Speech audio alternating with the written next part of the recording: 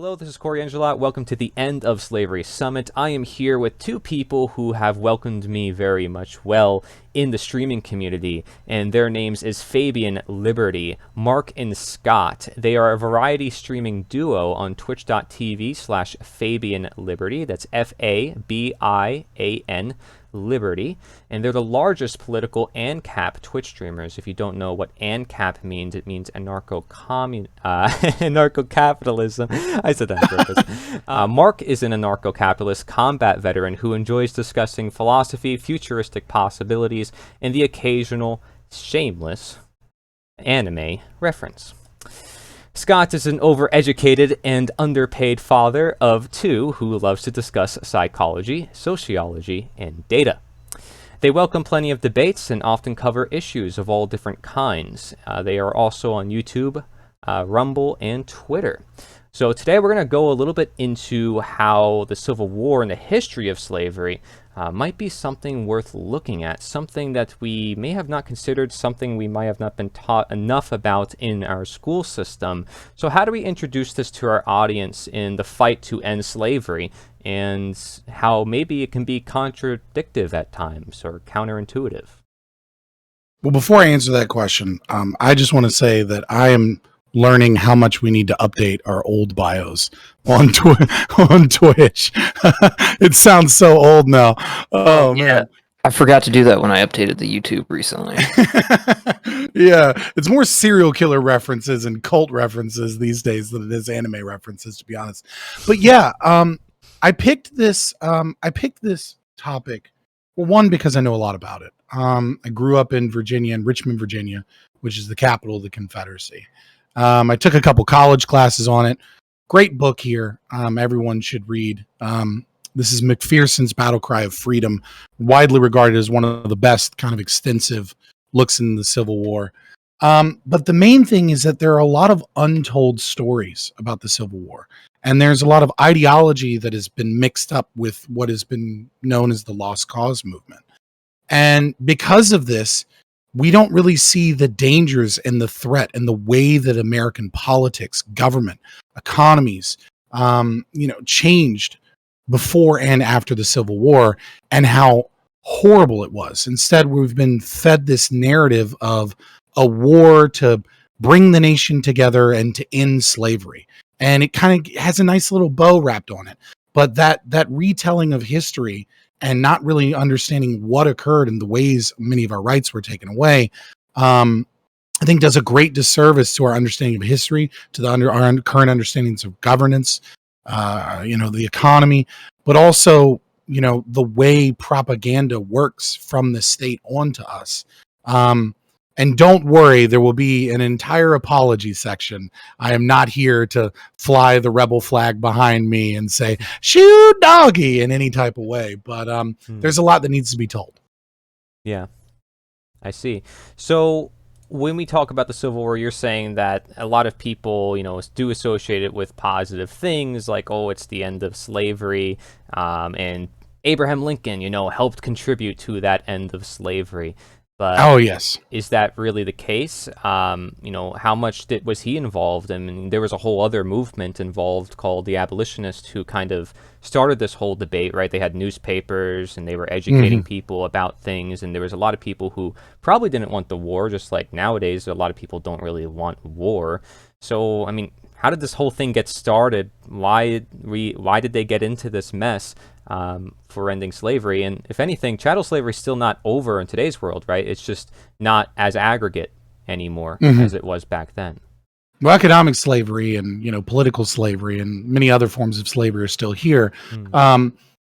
Obviously ending chattel slavery was a good thing, right? I mean, like, no one is really going to argue, I don't think, these days, unless, you're on kiwi farms or something, that, that was a negative outcome from the Civil War. But, oh man, there's so much to tell in a structured way that I don't know where to start other than the presentation itself. Sure. But yeah, I mean, we got into this. Looking at the war as an abolitionist movement is already kind of problematic and inappropriate. Right. The war had nothing to do with abolition. The North was exceedingly racist. I mean, for instance, 7 northern states did not want to ratify the 13th Amendment. New York did, but intentionally made it to where black men could vote only if they held property. The states that did ratify the 13th Amendment had exceedingly low black population. They were incredibly racist. Abraham Lincoln, for example, wanted to expel blacks out of Kansas because he didn't believe in race mixing. In his inaugural address, he said that he would, if he could find a way to preserve the institution of slavery and the Union, that he would do so in a heartbeat. I'm paraphrasing there. But you know what I mean? So the idea of abolition of William Lloyd Garrison and Frederick Douglass and, as part of a movement of the Republican Party, what they really was they were a small radical faction within the Republican Party that wanted to preserve free white labor, that didn't want, because of a lot of economic issues, that didn't want slavery extending into the West, because they thought that it would conflict with free white labor, is the arguments they made. But I think if you start to dig, you'll really begin to realize that the real argument there was other racists in the North wanted to protect the railroad industry, wanted to protect the banking institutions, wanted to protect industrial, kind of revolution that is occurring that they happen to own stock and money in. And that's what it really all came down to, was large amounts of greed and power. And they didn't care what happened to blacks. Yeah, it's interesting you mentioned Republican Party, because didn't they create their own political party as well called the Liberty Party at the time? It didn't last. And they also the Unionist Party as well. Okay. Which was a pro-war party that Lincoln basically started because the Republicans were losing. Interesting. Yeah, and you said a lot of things were done out of greed. Wasn't there also war reparations that were paid to slave owners to free their slaves? The government essentially was funding the slave masters to free their slaves. So it became less of a moral cause and became more of a legal cause. There's a lot of funny money that we will get into in this sure. There's as the resident ANCAP here, Mark and I both, we do tend to look at economic factors more than other anarchists tend to. Mm-hmm. Yeah, but, I mean, you always follow the money and you get right to the root of who's causing all the problems.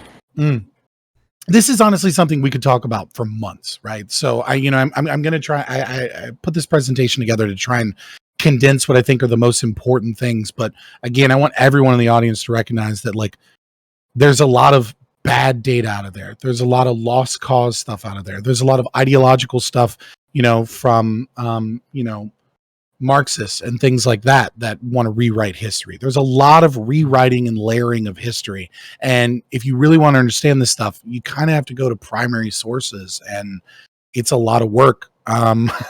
It's a lot of work to try and understand, separate the fact from fiction. But I try to bring some of the most appalling, some of the most egregious, some of the most shocking, and some of the most important details. But I mean, hell, I took a college class just on Civil War battles alone. Yeah, so, and you guys both have done research on this, so thanks for sharing that book with us. If there's any other books that you want to share with the audience, feel free, so they can maybe look a little deeper into this. I don't know if the presentation has some of that. There's a couple other books there. Okay, cool. Yeah, I would love to dive deep into this presentation and kind of go further into the end. We can share some of your journeys and how you guys got to where you are. I would love to get into that. Yeah, Scott, to be honest, Scott did do most of this presentation on his own. I mean, I found some stuff for him to read and listen to, but he's the one who really put this together. This is kind of his baby that he's been slaving away on. All right. Yeah, so do you want me to just hop right into it? All right, yeah, I'm ready. All right. So for an abolitionist conference, I, of course, chose the least controversial subtitle you could possibly find for the Civil War, which is How the Fight for Abolitionism is a Myth. And I think we've kind of covered that to a certain degree. So I just want to kind of get through it. There's a lot of stuff here, and then we can kind of have a conversation afterwards. Mm-hmm. So the first thing I want to do is, and feel free to interrupt me if you have questions or you want me to clarify something. The Apologia. First and foremost, there are no good guys in the Civil War. It's war. War's not pretty. It's not fun. It's not good. There's no moral action to aggression or violence, however you define it, against other people that's unjustified. The only people that I can really think of, as I mentioned earlier, would be Frederick Douglass and William Lloyd Garrison, as well as some other minor abolitionists at the time. But they're not really deeply involved, with the exception of Frederick Douglass, in any way in the war. Frederick Douglass, of course, worked to try and get the Emancipation Proclamation. He worked lobbying before the term lobbying existed. We'll get into that. But he worked with President Lincoln, begging to allow black troops to fight. And eventually he took him up on that and took him up on, was convinced in the Emancipation Proclamation for ideological reasons, making it about slavery. But an ideological victory nonetheless against chattel slavery is still a victory. The other thing I want to say, which we mentioned earlier, Lincoln's inaugural address. Lincoln was not concerned with freeing the slaves. That was not the point of the Civil War. It was not the justification for the Civil War until the Emancipation Proclamation. And even then, it was an ideological one. He wanted to preserve the Union, as he put it. I can only guess at his motivations. And it seems that he was, for the most part, sincere, though he was a very deeply evil person once we really begin to look into him. But it seems that the idea of the Republicans coming in was to preserve the Union. Now, the Southern propaganda on slavery. This is a really important thing to discuss. The South was made up predominantly of sharecroppers and poor people. It was a very few of the landed gentry that actually owned slaves. Now, when you look into this, there lies, again, on both sides of this story. The Lost Cause will tell you that, only 1% of individuals own slaves. When the fact of the matter is that they do this by kind of sneakily not recognizing that females didn't really own property the same way they do today, right? So 1% magically kind of becomes 2%.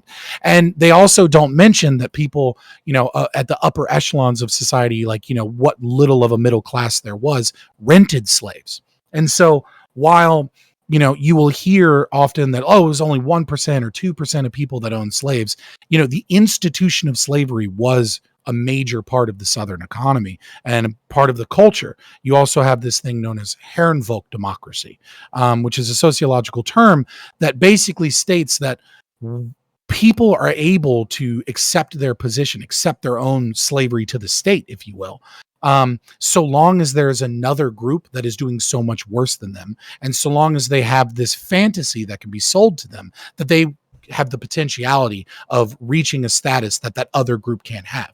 So for whites in the South, even though they were very poor and working farms and kind of destitute in a lot of ways, at least they weren't blacks. At least they weren't the slaves. And if I work hard enough, maybe my children or my children's children can become that plantation owner. Now, when you see things like the King Cotton speech, or when you see the South Carolina's kind of like reasons, declaration of secession, you'll see that there is a lot of talk of slavery. And so this is often used as justification that, well, obviously this was a war about slavery. This was all a war to end slavery. The South was so pro-slavery. It's actually almost darker than that. And the truth is while, yes, many of the aristocracy depended upon slavery, the economy depended upon slavery, and they were pro-slavery, it was used as a propaganda tool, both for the blacks, both for the whites in the North as well as the whites in the South.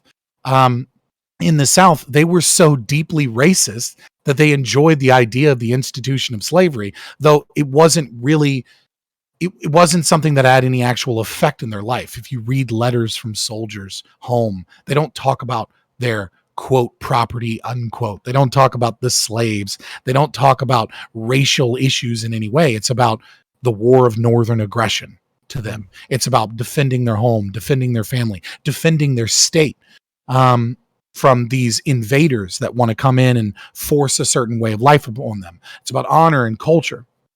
Now, the other reason that this propaganda is so heavily entrenched in those documents is because the South knew in order to secede successfully without being totally trounced by the North, they needed the support of Copperheads. These are anti-war Democrats that were in the North.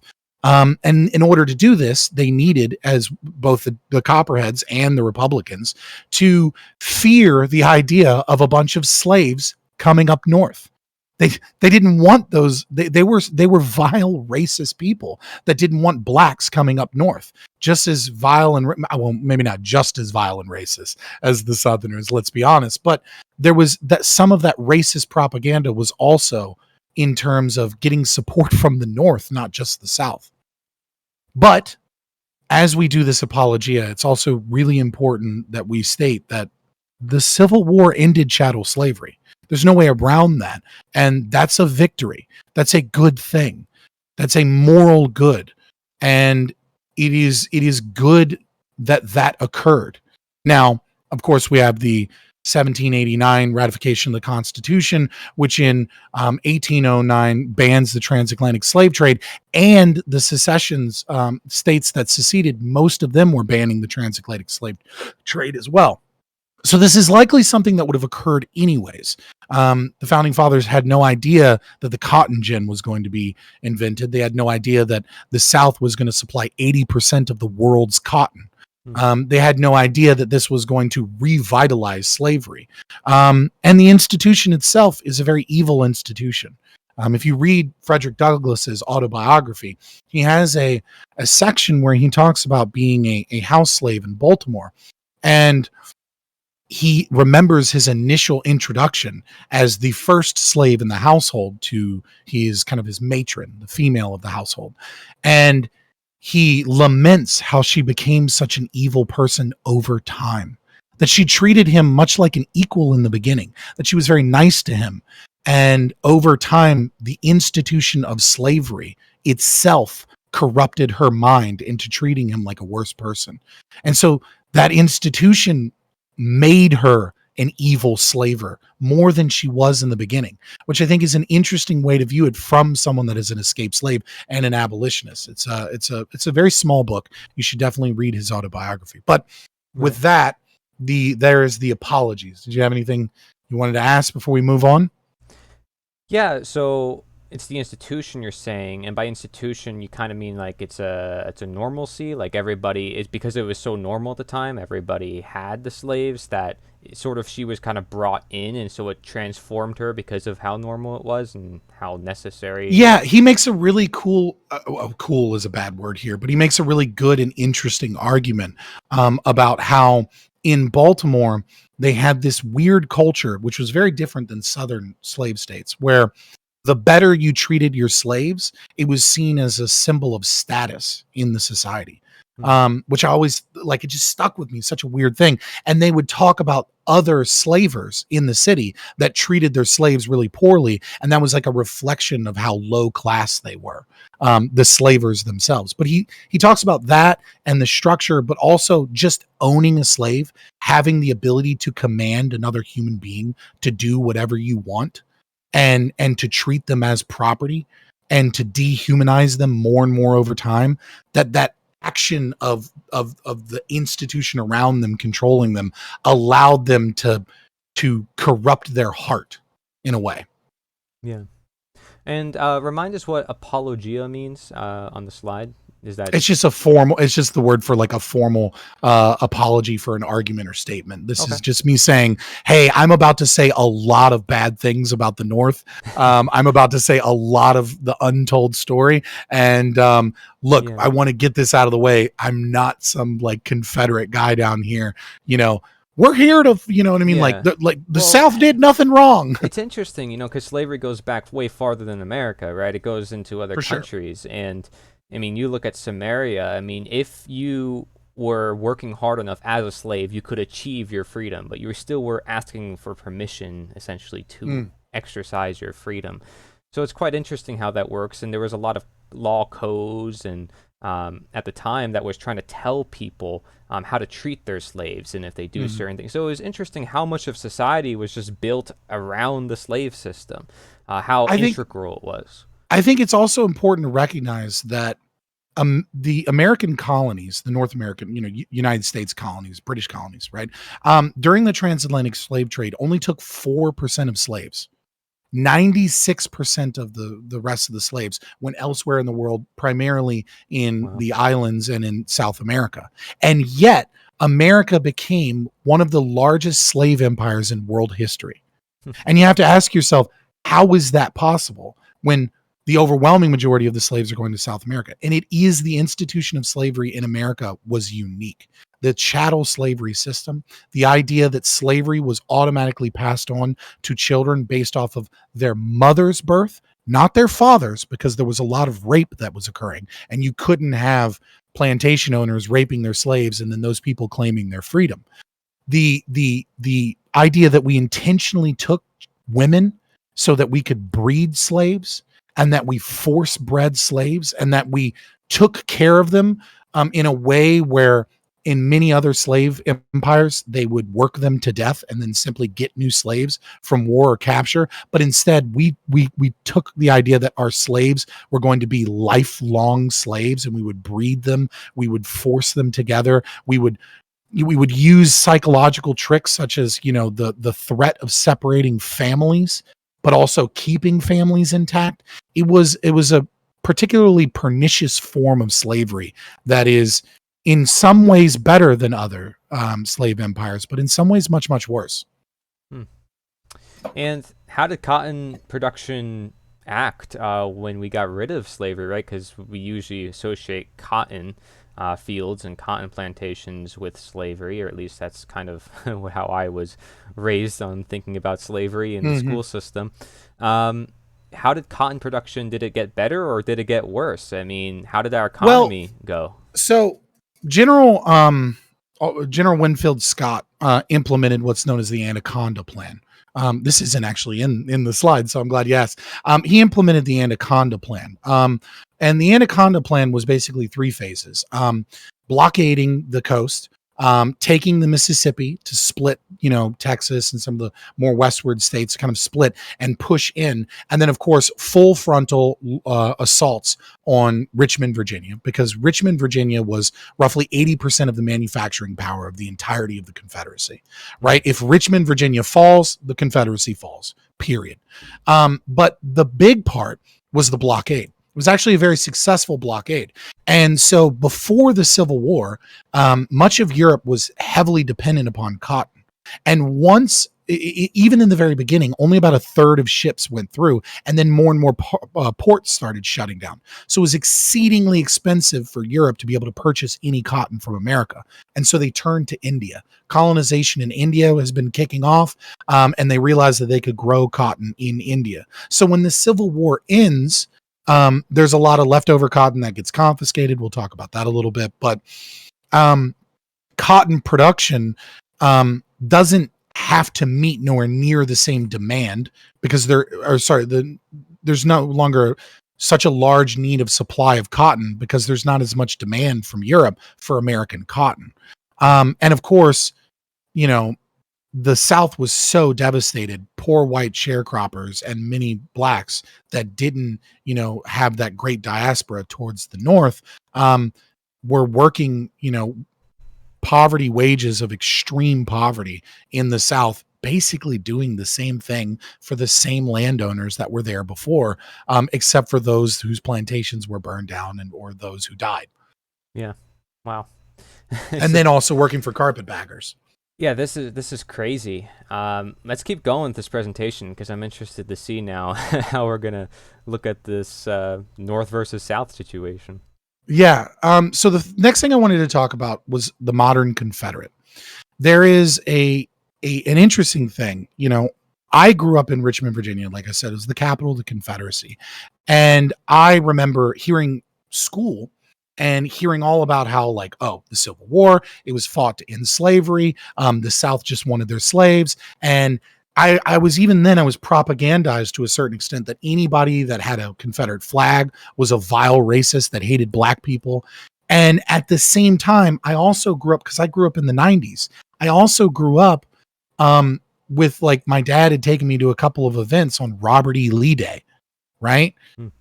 Would take me out of school to celebrate Robert E. Lee at Monument Avenue, which was recently taken down. I saw Civil War reenactments and I met a lot of these people and they didn't seem like vile racists. And so like I had this weird internal conflict, and my grandfather was really into it, and he like collected these things. And so I got the lost cause kind of situation, and I got like, it was about states' rights. It was about taxes. And, at the time, I kind of sided with the state propaganda for the most part, but there was always like kind of like, the fingernail of God, that itch in the back of your mind. That's like, something doesn't quite add up here. And so that was kind of like my early experience as a kid, going to some of these events. I remember one time, and it always stuck with me. I think I walked up. I was a young child, and I walked up to a reenactor at the Monument Avenue on Robert E. Lee Day. And I walked up to this guy, and I told him, "You're too fat to be a Confederate soldier." and he looked at me, and I was like, I couldn't have been like 7 or 8 years old, maybe 9. And he looks at me and he gives me the pinky, and I was like, "What?" And he goes, "I give you the feather because you don't deserve the bird." And like we all kind of laughed, and like that was his way of like talking trash. But I remember this thing is like, these are these vile, evil people. Like, is it because I'm white that they're so nice to me? Like, this just doesn't add up, Interesting. And so that's kind of what we're talking about, like the lost cause, which is this weird kind of history of, where the South directly after the Civil War, and again in the 1950s with the civil and into the civil rights movement, tried to rewrite history. They tried to make it about honor, about history, about culture, about preserving their way of life that had nothing to do with slavery. But the problem with that is that some of those things kind of are true, as we'll get into. Some of those things aren't so much true. And after the civil rights movement, history professors and historians and academia really took a wild turn and propagandized this war so much more than was necessary to correct for some of the mythos of the lost cause. And so now when you think of Confederates, when you think of the Confederate flag, it's that mass shooter, Dylan, that shot up a black church. It's a bunch of vile racists. It's these horrible people that dislike black people. But the fact of the matter is that to many of these people, these statues and the flag, if you're in the Deep South, they don't call it the Confederate battle flag. They don't call it even the Confederate flag most of the time. They call it the rebel flag. And there's a reason they call it the rebel flag, because to them, the Confederate flag is not a symbol of racism. Obviously, some of those people are indeed racist. And for some people, it is a symbol of racism. There's no doubt about it. But for most of the South, the Confederate flag is a statement of Southern pride, a statement for their way of life and their culture. And it's also about being a rebel, being an outlaw, getting away from the government, fighting the state. And that's what those statues are. Now, originally, those statues most of them were built during the Spanish-American War in 1898, after the South started to kind of like get some of its pride and the North stopped treating them so poorly. They were monuments to the fallen, which, I'll get into it again, but yeah, actually I'll save that for later. But there were monuments to the fallen, but over time they became symbols of fighting back against the state, about states' rights, about, going against the government, about government authoritarianism, about being a natural outlaw. Like, I'm going to do what I want. It became tied to like, you saw that famous show Dukes of Hazzard, right? Just a couple of good old boys, right? And they had that Confederate flag. The symbol there was like, yeah, F the cops, F the state, F these power structures that want to tell me what to do. Like, we're good old Southern boys. We're salt of the earth. We have a different culture. And yeah, so that's mostly what this slide is about. And the next slide, we'll get into the lost cause a little more. But okay, go ahead. Yeah, is there a modern union? Or is that the current government that we're in? Yeah, I don't know if I could answer that question effectively without like a cheeky response. Yeah, because it's interesting. I think most people just use the flag as usually a form of history, or they have their own uses of it. It's like anything, though. People take things different ways, and some people use it in the historic sense, other people use it for some other symbol, and if it gets associated, like you said, with certain actions over and over again, then unfortunately we'll have a bad reputation. But that's I mean, there is something weird, I would say, especially to this clash, that, well, if the flag has been propagandized enough to be all about slavery and racism, like, it is a little odd that you're flying that flag around other black people, right? Like, you know what I mean? Like, there's certainly an element there of racism that I think you can't really divorce the two from. But there's these conflicting values in that flag, and only kind of one side of that story gets told. Mm-hmm.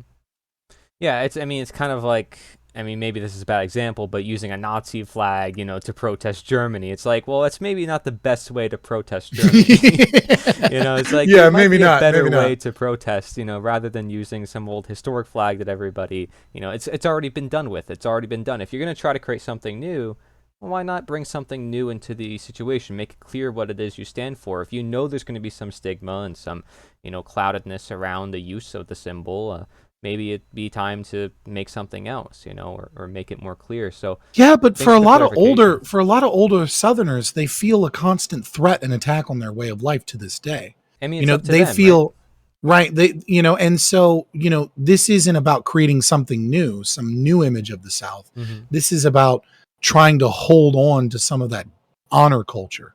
Because we've moved into a dignity culture. This is about trying to remain defiant and not give in.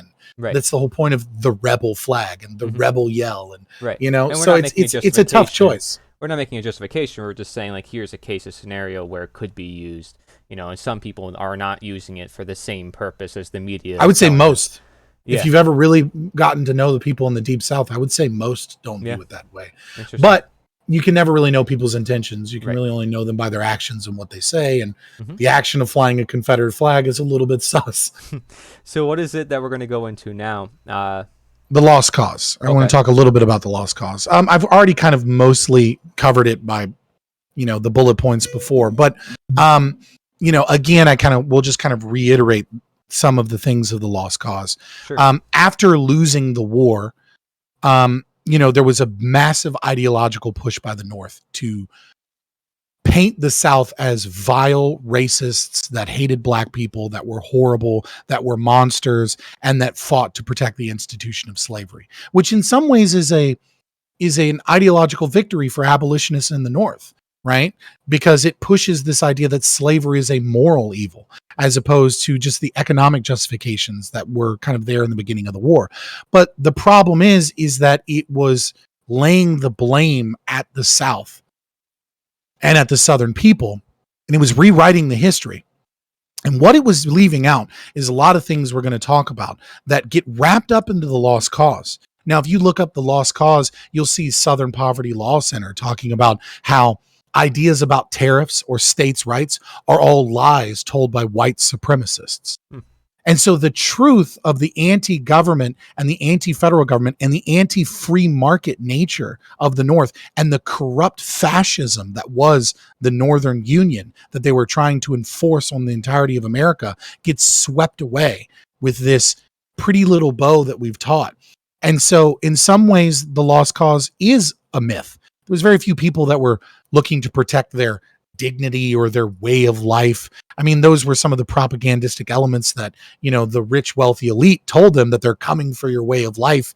But some of the things about tariffs and about taxes and about, industry and corruption, they're very, very true. And we'll get into those later. But the problem is they're all kind of wrapped up. And so when you hear the lost cause, McPherson himself talks about the lost cause. A lot of people do, but it has become in this modern day, especially with the civil rights movement, and especially in the last 10 years where, racial issues and tension have become a big part of academia, that have swept away much of the accurate history of the Civil War and instead focused on racial tensions and issues. The other thing that I want to say before we talk about the economics is that slavery and the economy are hand in hand. The institution of slavery and the Southern economy cannot be decoupled. And what you will see is a lot of propaganda from academia today and historians, as well as the North's propaganda, that make it all about slavery. And you'll see some propaganda from the South that make it all about economics and states' rights. And the fact of the matter is the truth is both are true, right? That the Southern economy is dependent upon slavery. But also, there are a lot of attacks on the economic structure that were foisted on to the South over and over and over again. From the 1820s, the 1810s, the North was a corrupt fascist organization that was directly attacking the economy and the lives of the South and forcing them into poverty. For 40, 50 years, they put up with this until the moral tariff was the last straw.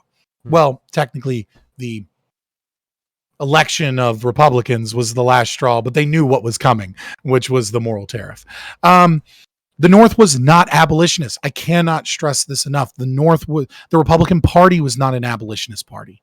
It was a party that was vile and racist and had a different economic structure that was not based upon slavery primarily, and they wanted to protect that economic structure. Some of the first unions that were ever created in the United States of America were created because of racist organizations in New York that refused to hire blacks.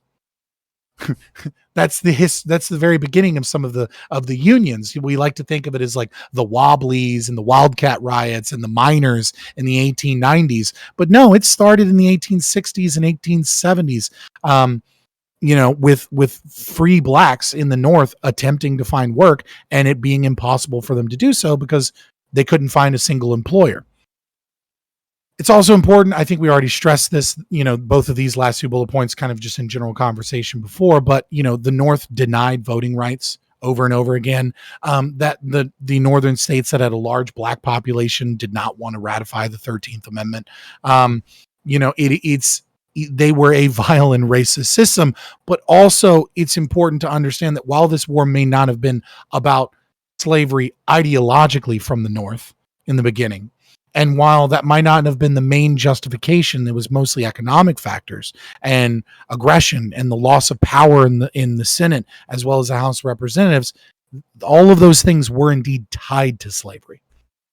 And wasn't there a lot of sexism too, right? Technically, because women didn't have, like you said before, as much rights as men. And I remember reading a lot of abolitionist writings, and there were a lot of activists at the time talking about free love, free land, all sorts of different things connected to slavery that maybe came as a result or had to do with chattel slavery.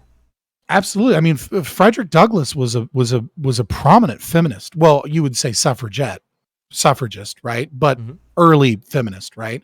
He went to a lot of conferences, and he's even quoted in I can't remember is it Wichita Falls? I can't remember the name of the big suffragette conference. I think it was Wichita.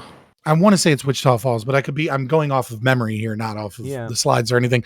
But he was quoted in something that you hear today, right? Which is this idea of stand ground epistemology that you hear from like the Marxists, right? This idea that like, it's time for women to speak, but at least then it was fucking true, right? It was true that women had very little voice and power. They had family power, obviously. They had purchasing power. They had some form of legislative power in the way that they convinced men to do things. But yeah, the early kind of feminist inklings in American history were deeply tied with abolitionists. It was Seneca Falls. Seneca Falls. Thank you. It wasn't Wichita Falls. Thank you, Seneca Falls. It sounds to me a little bit like it's kind of hard to title people as well because you have Republicans who are feminists, and then you have Northerners who are racist, who are yet supposed to end slavery. Like, it's really hard to put a label on these people. And then we have a lot of anarchists who were abolitionists back then in that time period, and a lot of them are called utilitarianists and socialists, and yet Lysander Spooner, for example. Yeah, and yet, what did they want? They just wanted to end slavery, they just wanted to teach some simple morals, and they get grouped into these different ideologies. Does that even accurately represent what they actually believed or what they actually did? I mean, I'm a pretty hardcore individualist, and I'm sure you are as well. We use these categories for ease of trying to understand, right? None of us were alive back then. Obviously, we have primary source documents, and it's one of the first wars that was ever photographed, right? Which really shows the bloody nature of it. I didn't put those photos in this per se, but if you want to look, it was the first kind of awakening to that. So we do have photographs, we do have primary source documents and letters and things like that. But at a certain time, you have to try and categorize similar movements and ideas into categories in order to try and make any sense of this, It and just do the sounds best that you like can to try not to bias it. Yeah, I was just saying it sounds like so far it's really hard. Like, we see the North already is Absolutely. contradicting what we are told the North is about, or Abraham Lincoln, what we're told is about him, we might be lied to. We might not even understand what they really did. So I just think Right, that's and you've interesting. got Democrats, and you've got Copperheads, and you've got, you know what I mean, you've got Northern Democrats that weren't Copperheads. You've got Republicans. You also have the Radical Republicans, which was a caucus within the Republicans that were not so much abolitionists as they were people that deeply wanted to punish the South. Thaddeus Stevens being the most prominent example, that wanted to punish and hurt and harm, and for whatever reason deeply hated the South and were very pro-war, and yet they were the closest things to abolitionists, because any moral argument that they could make to attack and harm and maim, dismember, and burn the South was an argument that they were willing to make. But they were corrupt, corporatist, greedy, pro-war people, and yet they were the closest. They were some of the closest things to abolitionists at the time. I think it's a very confusing morally. It is a little confusing to me, because a lot of the reading I did on the abolitionists, a lot of them were also pacifist, and they used religious or arguments for morality. The Quakers.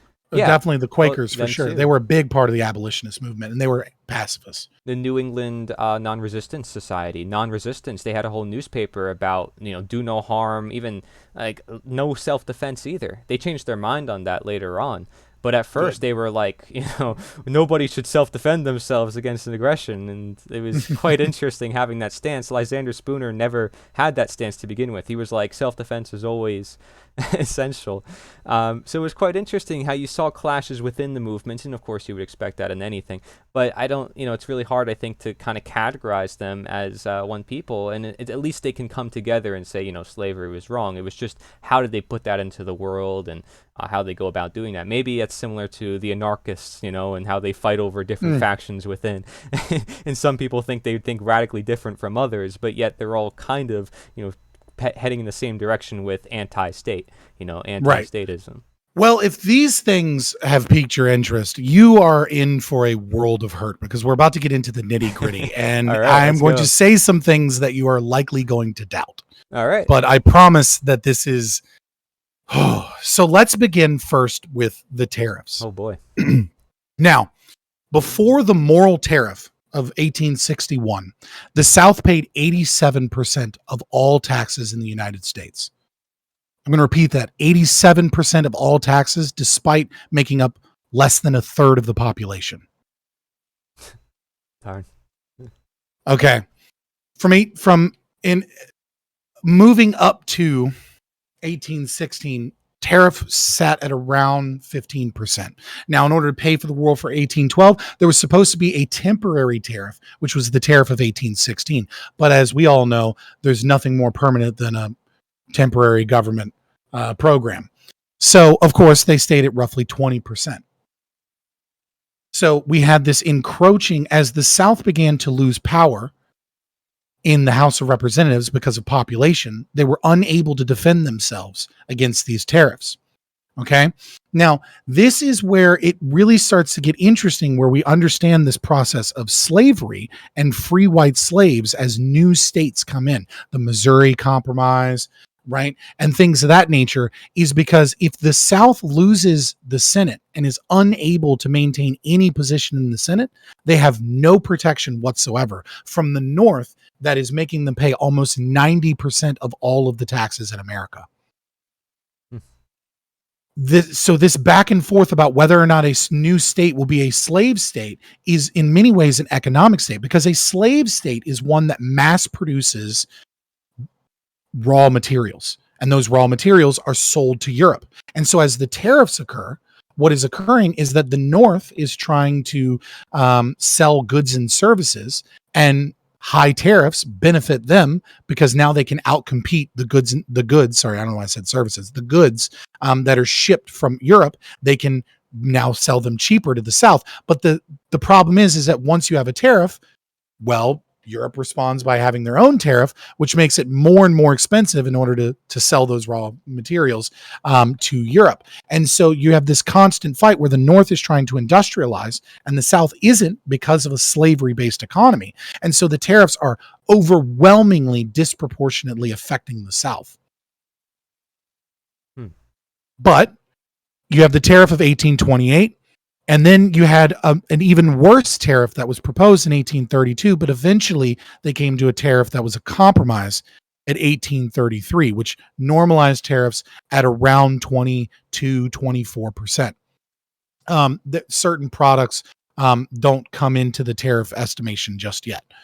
Yeah. Now, in 1842, the North really begins an entirely new economic philosophy. Northern corrupt politicians that own stock in railway companies and own ironworks companies and own textile factories want tariffs bad. They want to engage in a mercantilist system. And the South is fighting for laissez-faire capitalism. They are fighting for free trade. They are fighting for no tariffs and no taxes as much as possible. And it gets really bad in 1842. There is a 40% tariff. So imagine a 40% right off the top tax for everything that you're trying to do with your economy. Jeez. Forcing you to buy goods from the North, making it exceedingly expensive to buy anything from Europe, and everything you sell gets taxed at 40% because they respond with their own similar tariffs. Now, after the Walker tariff, after 1842, what you begin to have is economic prosperity in America. Industrialization is kind of working, part of that because of economic protectionism. But you also have the beginning of the gold rush, especially in the early 1850s. And because of some of the compromises and because of some of the political power and because of some of the economic prosperity, and because the Whig Party is starting to collapse and lose relevancy, what you see is the Democrats, which are mostly in the South, obviously Martin Van Buren, creating the Democrats, use certain economic positions to have Northern Democrats as well. But the South is more heavily Democrat. You start to see Democrats get enough power to rail this back a little bit. So in 1846, you have the Walker tariffs, which cut tariffs back. And in 1857, at the peak of like the gold rush, right? You have the tariff of 1857, which brings it back down to 15 to 24%, depending on the port and where you are. Now, that is still an insane tax to anyone listening. I mean, can you imagine any goods that you're trying to sell or that you're trying to purchase from outside being taxed at a fifth or a quarter of the price, going straight to the government? Well, this was the super low taxes.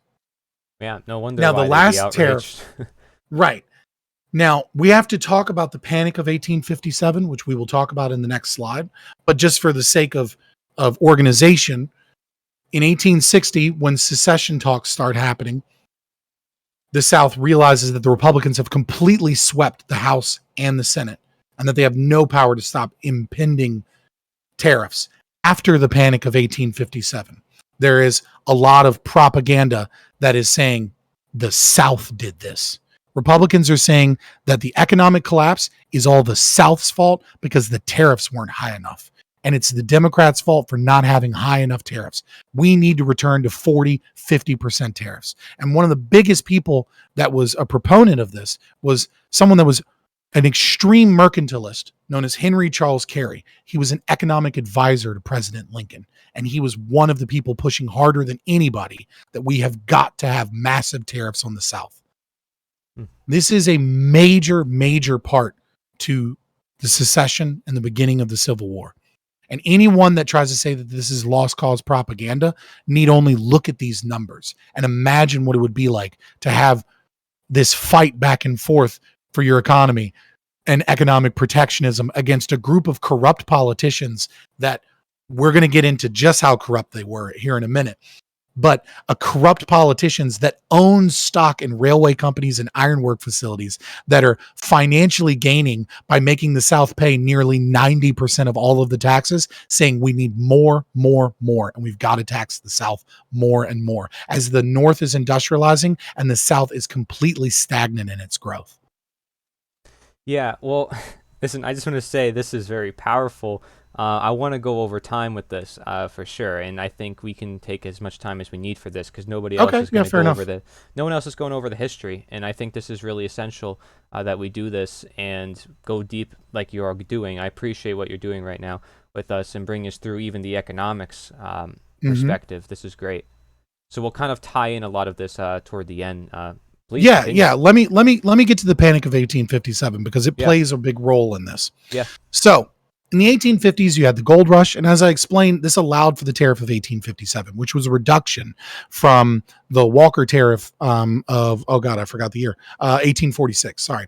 So this was a reduction in tariffs, right?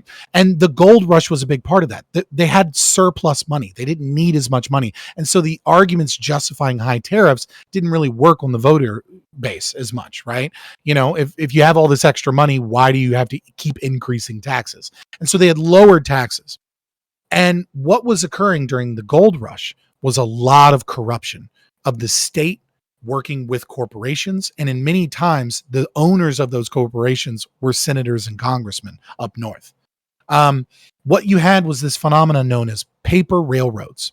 What was happening was that because there was so much money coming in from the gold rush and there was so much tax money coming in as well, banks were giving out loans to railroad companies, and I use big air quotes here, that had secured land to build railroads from the government. And then the government would then sell that land to someone else later. They would sell land very cheap to one individual so that they could get a large bank loan to build a railroad. And then they would never build that railroad. They just use it as a justification to get large sums of money from banking institutions. And the state worked in this this shell game of moving around property for fake railroad companies so that people could get large amounts of money so they could invest it in whatever it was that they were doing. So you'd have iron works places that wanted to upgrade their factory. They couldn't get a loan for that, but they could get really cheap property to build railroads and claim that they were a railroad company, go to the bank and they go, railroads? Oh, that's guaranteed money. Here's all your money. Just pay us back. Then they would use that money to invest in their companies, and some of them would collapse, but the banks were so flush with cash from the railroad and from the gold rush that it didn't matter. Well, that's a bubble waiting to happen. The SS Central America sinks in 1857. The SS Central America was a ship that was moving products around and was also moving gold from the gold rush. It had 30,000 pounds of gold on it. At the time, that was $56 million. In today's dollars, that's $1.9 trillion in gold that sank in the sea, killed over 400 people. It was the worst naval disaster that had ever occurred in American history, and it almost exclusively caused the Panic of 1857. And the reason is because it collapsed the Ohio Life Insurance and Trust Company, which was a major insurance company that was insuring a lot of this gold. Well, once that company crashes, and once $1.9 trillion of gold gets immediately deleted from the economy, and all of these people have debts that need to be paid with this missing gold, and they can't insure it because they don't have $1.9 trillion themselves to actually insure all of that gold. Well, the stock market crashes. People start to panic. It was also the first world economic panic because it affected the British market deeply. They and couldn't what the get that gold back? I was just curious. I mean, I know no, they couldn't. It was sunk at the bottom of the sea. They didn't, they didn't have submarines back then. Okay. We still don't have all that gold. I don't know that. I don't know that. I think someone may have supposedly found it or whatever, but like we haven't excavated it, and then people are doubting whether or not they actually found it. Like I tried to look up like where it is, and there's nothing substantive. But I could be wrong. Because people are out there looking for it because it's $1.9 trillion worth of gold. Wow. Now, what ended up happening in Britain is that they actually circumnavigated the Bank Charter Act of 1844, and they took themselves secretly off of a gold standard to try and inflate the currency to prevent a panic. Unfortunately, people found out about it. Journalists found out about it, and it was the press went wild. People then immediately did a run on the banks in England to try and get all their money out and get it in gold, because they knew that there wasn't enough gold to actually back up their own currency. And so Britain's economy collapsed. It eventually recovered as well. But you have a world panic that is centered in America with $1.9 trillion in money missing, and with a stock market that's collapsing because insurance is collapsing and banking institutions are collapsing. Henry Charles Carey, who is an economist and an economic protectionist and a mercantilist, he writes a famous book. I can't remember the name of the book right now because I was dumb enough to not put it in the slide, but he writes a book blaming the South and low tariffs. And it is the Republicans begin to campaign not on freeing the slaves, not on free white labor as one of their biggest issues. They were campaigning on tariffs and on massive taxes on the South to bring about a betterment of the economy. And this is part of what scared the shit out of the South, because they knew massive taxes that they couldn't afford were coming, and they were being blamed for a panic that had nothing to do with them. Wow. So can people reaffirm what you're saying here? Could they research this?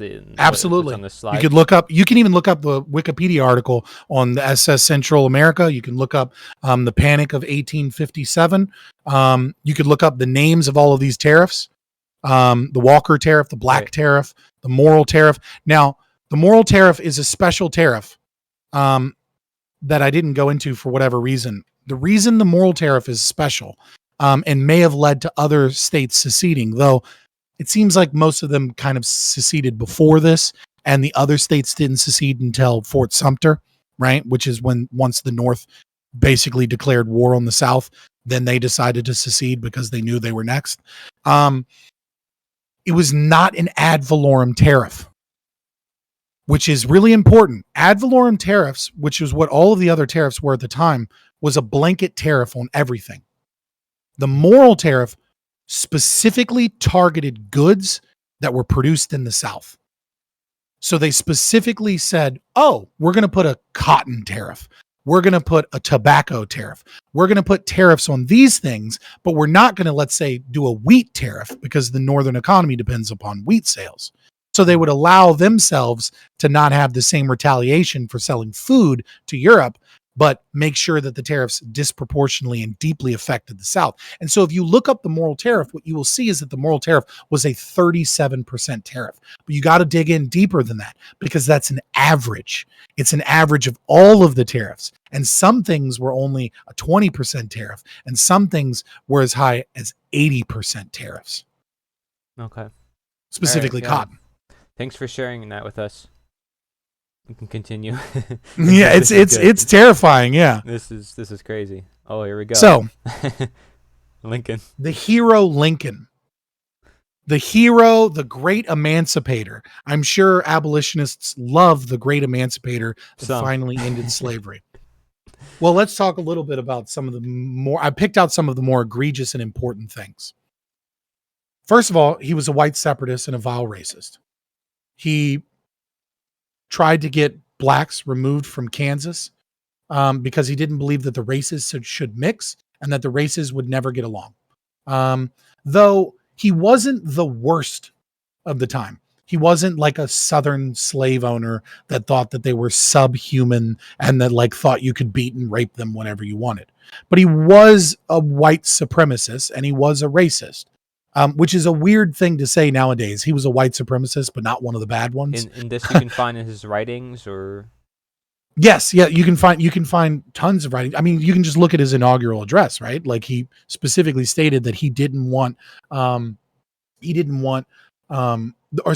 would preserve the institution of slavery so long as he preserved the Union. Yeah. But he also tried to send a lot of people to Liberia. He was one of those individuals that thought we should send them back to Africa. And in fact, he was going to finance another large shipment of blacks to Africa, like 3 days after he was killed, assassinated, right? Like that was a big part of his plan, was trying to get people to voluntarily go back to Africa because they would be better off there, specifically Liberia. He also arrested over 300 journalists during the Civil War. Journalists that were anti-war, or journalists that wrote pieces that were against the Unionist Party or claimed anything that he didn't like. He just put them in prison.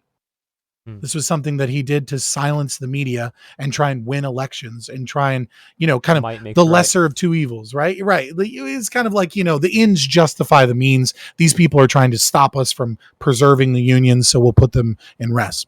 One of the most egregious things that I think Lincoln ever did, and you can look this up as well, is Copperhead Democrats staged protest events where they baked pies and cakes and tried to say that we're all Americans and that we should stop war. And what he did in one instance was he arrested them. He put them in Confederate uniforms, the men, and then he put them in chains and marched them through the streets as captured Confederates, and even took, I don't know that it was him specifically. We don't know that we don't have any evidence that he directly gave the order. But during this process, people were able to pay money to punch them. Jeez. All for the good old war propaganda. Yeah. Now, in the election of 1864, there's a lot of back and forth ideas of election fraud. This was the first time that we were using large-scale mail-in voting. And the soldiers, for whatever reason, at a time where the South, the first year and a half, up until almost 1863, was winning every single solitary battle. And then they were winning in the West, but there was this long, drawn-out conflict. It seemed like the war might never end. And he was running against McClellan, a general that got handily routed, by Lee. But regardless, this McClellan was running on a campaign of stopping the war. He just wanted to end this war. Let the South be who the South is. We got to end this war. And there was mail-in ballot system that the troops were using that required the signature of the troop, the signature of a witness, the signature of their officer, as well as the postman's signature when they picked it up. And that same postman was required to sign when they dropped him off at the next location. So there was deep signature of chain of custody, witnesses, and the officers. Now, he sent investigators out and was claiming that there was a ton of election fraud and that McClellan and the Copperheads and the Democrats were trying to cheat in the election. Now, he's running for the Unionist Party at the time because the Republicans were so unpopular that he knew that he would not likely win. So they created a new party, which was essentially a pro-war party, the Unionist Party. Now, this could be true, or it could be the other way around. What we do know is that there was troops and other people that were sent and a lot of investigations, and it slowed down and there wasn't that much voter turnout. And so it is suspicious, but it's kind of, we don't know who was really engaging in the election fraud here. What we do know after that is that Lincoln sent soldiers to the polls. He made sure that there were soldiers at polling stations, conveniently at polling stations that tend to vote Democrat. It is likely, if it was indeed Lincoln's people that were engaging in voter fraud in the mail-in ballots, and that if he hadn't sent in soldiers at the polls, it's very likely McClellan would have won the presidency. The war would have been over at that point, and we would have two Americas, quite literally. But that's not what happened. And we don't know, but we do know that there was definitely election interference and voter intimidation and possibly election fraud. Now, Fort Sumter, I think most people know the story of Fort Sumter. I don't want to go too detailed into the first battle of the Civil War, but Seward, who later developed the greenback, was his treasurer, was telling Lincoln, do not do this. What are you doing? There was Fort Sumter in Carolina is a federal base, and Lincoln is demanding that he be allowed to resupply a federal base in their land, saying that this is federal land and you don't get to do anything about it. Well, the South obviously couldn't let that happen, or that would mean that they were under the purview and the taxation of the federal government. They had just seceded. And they were even saying, look, we'll work out a deal to pay you for this land. He was rejecting deals to pay for the land and instead brought in troops to resupply Fort Sumter, which forced the South, of course, to fire on Fort Sumter. And thus we have the beginning of the Civil War. States like Virginia, for example, had not seceded yet. Many states had not entered into the Confederacy until Lincoln and the Union had already started a war. So, for example, if you want to say, well, Virginia was a southern state, it seceded so that it could protect slavery. It seceded because the North started a war in the Carolina and against other states and would have to go through their states in order to fight this war. Now, of course, there is some, obviously, you can never totally divorce any of these things in the economy from that issue. But it was a genius stroke by Lincoln if Lincoln wanted to preserve the Union. One of the other things that I find really interesting is that McClellan had a plan to win the Civil War, if necessary, years ago. And his plan was to go up the James River into Richmond and to use some of the new kind of submarine technology that they were developing, because this was the first time that we saw ironclads and the first time that we saw submarines. And the idea was that they were going to use submarines and ironclads to attempt to go up the James River ahead of their naval fleet and try and lock ships in place before a battle so that they could easily win and take Richmond, Virginia's port, and then move in to capture Richmond from there. Grant, the general in 1864, who eventually was the general that defeated Lee, both at Appomattox, at the Battle of Crater, in Petersburg, et cetera, Battle of Cold Harbor. We'll get into all those things. He wanted to go with this plan. He said, this is an amazing and ingenious plan. Lincoln refused to allow him to go with this plan because if he went with this plan, it would give too much credit to McClellan. And he said that he didn't care if he had to sacrifice more soldiers so long as he didn't lose his election. Now, you could say that he cared about preserving the Union so deeply that he didn't want McClellan to win at any cost because he needed to preserve the Union, but he certainly didn't care about those soldiers. Yeah. Justifying violence, the state, which is not surprising. Always. I mean, it's kind of interesting. A lot of the themes you were talking about, I kind of just get flashbacks to nowadays and the way people take the political process and claims different things of different parties. I mean, we've been doing this for so long now. It's actually insane to me how long we've gone on doing the same process. And it seems to me that Lincoln was involved with a lot more than even just this, but this is definitely a lot of it. I think, I know we talked about this perspective before, but he signed many different documents, claiming people as persons and legal texts. I mean, there was a lot of things going on behind the scenes that, like making the United States a corporation. And so it was just very interesting, these different perspectives I hear about people, about Abraham Lincoln. So yeah, he's not a good actor. Great speechwriter though, and an amazing lawyer. We'll give him that. Yeah. And I don't know if being an amazing lawyer is necessarily high praise, but he was nevertheless.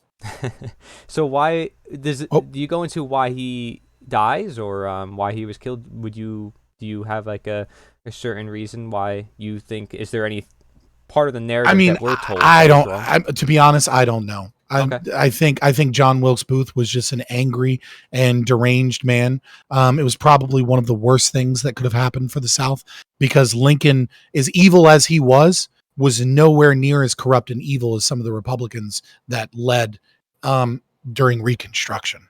And I think, one of the biggest factors is that Lincoln specifically believed that Southern soldiers deserved the pension fund. And they never received the pension fund under Reconstruction after his death, which we'll get into. Sure. But I want to try and speed this along a little bit because, it's there's a lot more to talk about. So I'll go a little bit faster. So the horrors of this war. I think it's important when we talk about war that we talk about how horrible war is in general and how bad this war was. Relative to today's numbers, it's 17.8 actually. Pardon me. Oh, I can't change it because it's PDF, but it's actually 17.8. Okay. If the South's numbers were relative to its current population, they lost 17.8 million people. That's how many people died in the Civil War in the South. That's not how many actually died, right? Yeah. it was quite a few hundred. It was a few 100,000, but you have to look at relative population, like percentile. It's like If we were to go to Civil War today, and it was to be enacted in much the same way, it would mean 17 million people dying in the South, right? Mm-hmm. It's an insane amount. I mean, what is that, like 30 COVIDs? I think so, yeah, roughly 30 COVIDs in the South alone. Yeah. I mean, it would be an insane amount of death. Like compared to World War II, right? World War II, I think, was a lot more than that, but I mean, that's still it's the highest in American history per capita. Yeah. More Americans died in the Civil War than any other war. Actually, more than all wars combined in all of American history, if you do it per capita. Okay, wow. This is the deadliest war in American history. But it was so long ago, and the numbers don't really make as much sense because of population growth since then. Prisoners of war. Both in the North and the South, prisoners of war were starved to death. In the South, in Andersonville, Georgia, 12,000 to 12,500 Union soldiers died, and they were starved to death. And they also died from typhoid fever and other conditions from, malnutrition and things like that. Now, the Confederacy first tried to do a prisoner exchange. Lincoln said no. Then the Confederacy said, well, we can't feed them. Will you please just take your soldiers back? And he said, no, I want it to be a burden on you. So he let these soldiers starve to death because the South's economy was in collapse and they couldn't feed them. They didn't have the ability to feed them. And he knew that this would strain the Southern economy more and hopefully bring an end to the war. But he let those prisoners of war die, despite the fact that they were trying to give them away for free. But in the North, especially in Chicago, many of them were also intentionally starved. The North economically had the means to feed them. Their businesses were thriving in Chicago. People were doing fine. There was not the same issues. I mean, the South towards the end of the war was doing so poorly because of the Anaconda Plan and the blockade and the fact that all of the manufacturing was tied up in war manufacturing in Richmond, and also the fact that we had destroyed most of the railways, that we had cut them off from, the Mississippi. Most of the ports were closed. Because of that strangulation in the South, they were hoping for battles just so that they could steal the shoes off of Union soldiers. I mean, it was that desperate. And despite that, they were starving Confederate prisoners of war to death. I mean, these would be, violations of the Geneva Convention if that existed at the time. Right. There are two battles that I specifically want to talk about that I think are really important, though they're obviously, you could do hours just talking about Civil War battles. It's one of the most studied wars in history, especially because of the genius of Robert E. Lee. He was probably one of the most brilliant military tacticians that ever lived. He was also a slave owner. He inherited slaves and he was supposed to get rid of them, and he took a very long time to do that. Wink, wink. That being said, the two battles that I want to talk about is the Battle of Cold Harbor and the Battle of the Crater. Now, the Battle of Cold Harbor is actually multiple battles in one. And you may hear one of them referred to as the Wilderness or the Battle in the Wilderness. The Battle in the Wilderness was a horrific day on June 3rd, where the Confederates lost roughly 1,500 troops that day, and the Union troops lost 7,000 people that day. It was fog and gun smoke. It was at dusk. It was in the woods. The majority of the killing was at dusk, though the battle lasted all day. Lee was able to use sounds and was able to use his extensive cavalry to rout the Union soldiers multiple times, but there was a lot of friendly fire. There was a lot of just people bayoneting and shooting each other in confusion. It was horrific, and it is one of the... I didn't want to show photos for this, but if you have a strong stomach, you might want to look at some photos. Now, during this 12-day campaign, Lee was positioned at an advantageous position, and while they didn't have resources and they didn't even have enough ammo to be able to defend these positions, Grant knew that if he just threw enough bodies at the Confederate lines, that eventually they would run out of ammunition and that they would run out of the ability to defend those lines. And that's what he did over 12 days. He just threw bodies over and over and over again into the slaughter. This is where he gets his nickname, the Butcher, because he did not care. He had a stomach that none of the other generals that had faced Lee before had had. See, Lee would rout people and scare people and do these brilliant moves, and they would eventually retreat, like trying to figure out and regroup and figure out what was going on. And it angered Lincoln because he says, dude, we have 200,000 German soldiers. We have 150,000 mercenaries from Ireland. We have 5 times the numbers that they have. We have a manufacturing base. And in the beginning of the war, they didn't have a cavalry, none to really speak of. And the South had an incredible cavalry. But as the war continued, they maintained and trained a cavalry. They had every advantage. And yet people would get scared because Lee would kill them 2 or 3 to 1 with brilliant moves, and they would get fearful. And Lincoln is like, just keep trying. Like, he doesn't have the resources or the men's. Well, Grant knew, I can just keep trying. I can just keep throwing bodies and eventually you'll quit. And that's what he did. Over this 12 days, the Union lost 52,000 people and the South lost 33,000 people. And while Grant lost far more people, almost 20,000 more people, he lost far less relatively. And Lee was forced to retreat to try and create a defensive position in Petersburg. Moving into Petersburg, Grant had an ingenious idea in Petersburg, which was that he was going to spread the lines thinner and thinner and thinner because he knew that he could keep getting resupplies over a period of time and hold out. He holed up for the winter. He was in there for the long haul, and he knew the more soldiers he got, the longer he could make that line. And there was no resupply for Lee. They were trapped off trying to figure out what to do with Sherman's march to the sea. And because of that, they were held up. He didn't have reinforcements and he didn't have a lot of supplies. So the longer they stayed, the thinner the lines would get trying to stretch out, and the less supplies they would get, the weaker the men would get. As they did that, they dug underground secretly underneath the Confederate lines, and they blew up a massive amount of gunpowder underground, sacrificing some lives to do so, and created a giant crater. Man.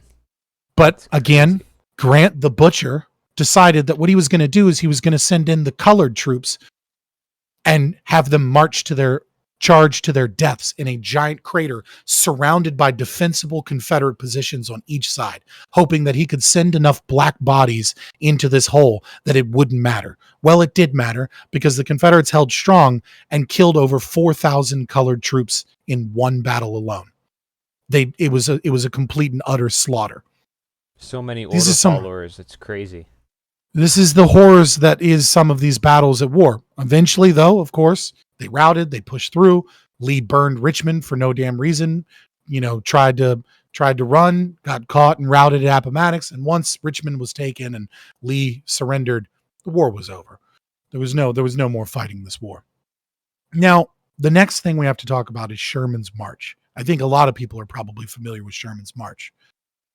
General Sherman was probably one of the worst war criminals in American history for sure, but in the top 10, I'd say, in world history. His job was to go from the Mississippi, take Atlanta, take some of these manufacturing bases, rout some of Beauregard's troops, move into the sea, and then move, not even to move all the way to the sea, but to move in and resupply Grant so that they could take General Lee's army of Northern Virginia together. Well, Sherman kind of had a better idea, which was he was going to rape and burn and torture and pillage his way through the South. He made it. He finally took Atlanta, and he stood at a famous spot near a monument upon a hill on Atlanta and watched Atlanta burn as people were locked in their homes. And in one instance, he actually made people swear to the Confederacy, locked them in a church, and then burned them alive in the church. As he went through, he had a rule known as the 5-to-1 ratio, which is that if you fired on the Union soldiers, even if you were protecting your home or plantation, he would pull you out, and for every bullet you fired, he would kill 5 civilians in front of everyone. Wow. He would choke people to death and torture people so that they would tell them where their silver and gold and money was hidden so that they could pillage people's homes, and then they would burn their homes. And that is what Sherman did in his March to the Sea. It was one of the most brutal campaigns that has ever existed in like I said, in American history, but maybe even in world history. It was particularly savage. And it wasn't him, it was the order followers, all the thousands of people Yes, here. yes. I mean, I don't know that he ever Following personally partook in any of these things, Yeah. except for the 5-to-1 ratio. That was his. Well, you don't have a conscience if you want that to happen. A good book to read about some of these atrocities. It's a feminist piece, but it's a good one nevertheless. Is I Had Rather Die by Kim Murphy. I Had Rather Die by Kim Murphy proves with documentation that hundreds of thousands of soldiers developed cases of syphilis from all of the rapes that they did, mostly to black women, but also to some white women. And in that, they showed she talks about documents and cite sources about how women often were brought before court-martial, and who was in charge of the court-martial were the alleged perpetrators. There were kangaroo courts for the rapes that they occurred. They were attacked and vilified, and black women simply never got their day in court.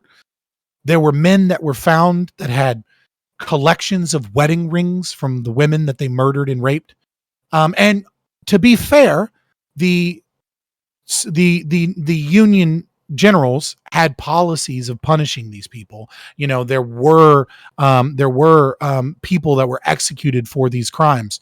But most of these things were swept under the rug, especially during Sherman's march. Other Union generals working in that area were far, far less permissive of this behavior. But these are just some highlight of the horrors that were faced by the South during the Civil War. In all the wars that I've studied, I mean, I see a lot of similar themes here. You know, there's a lot of other things that go on during the war, especially disease. It's a common theme. Mark, were you going to say something before, man?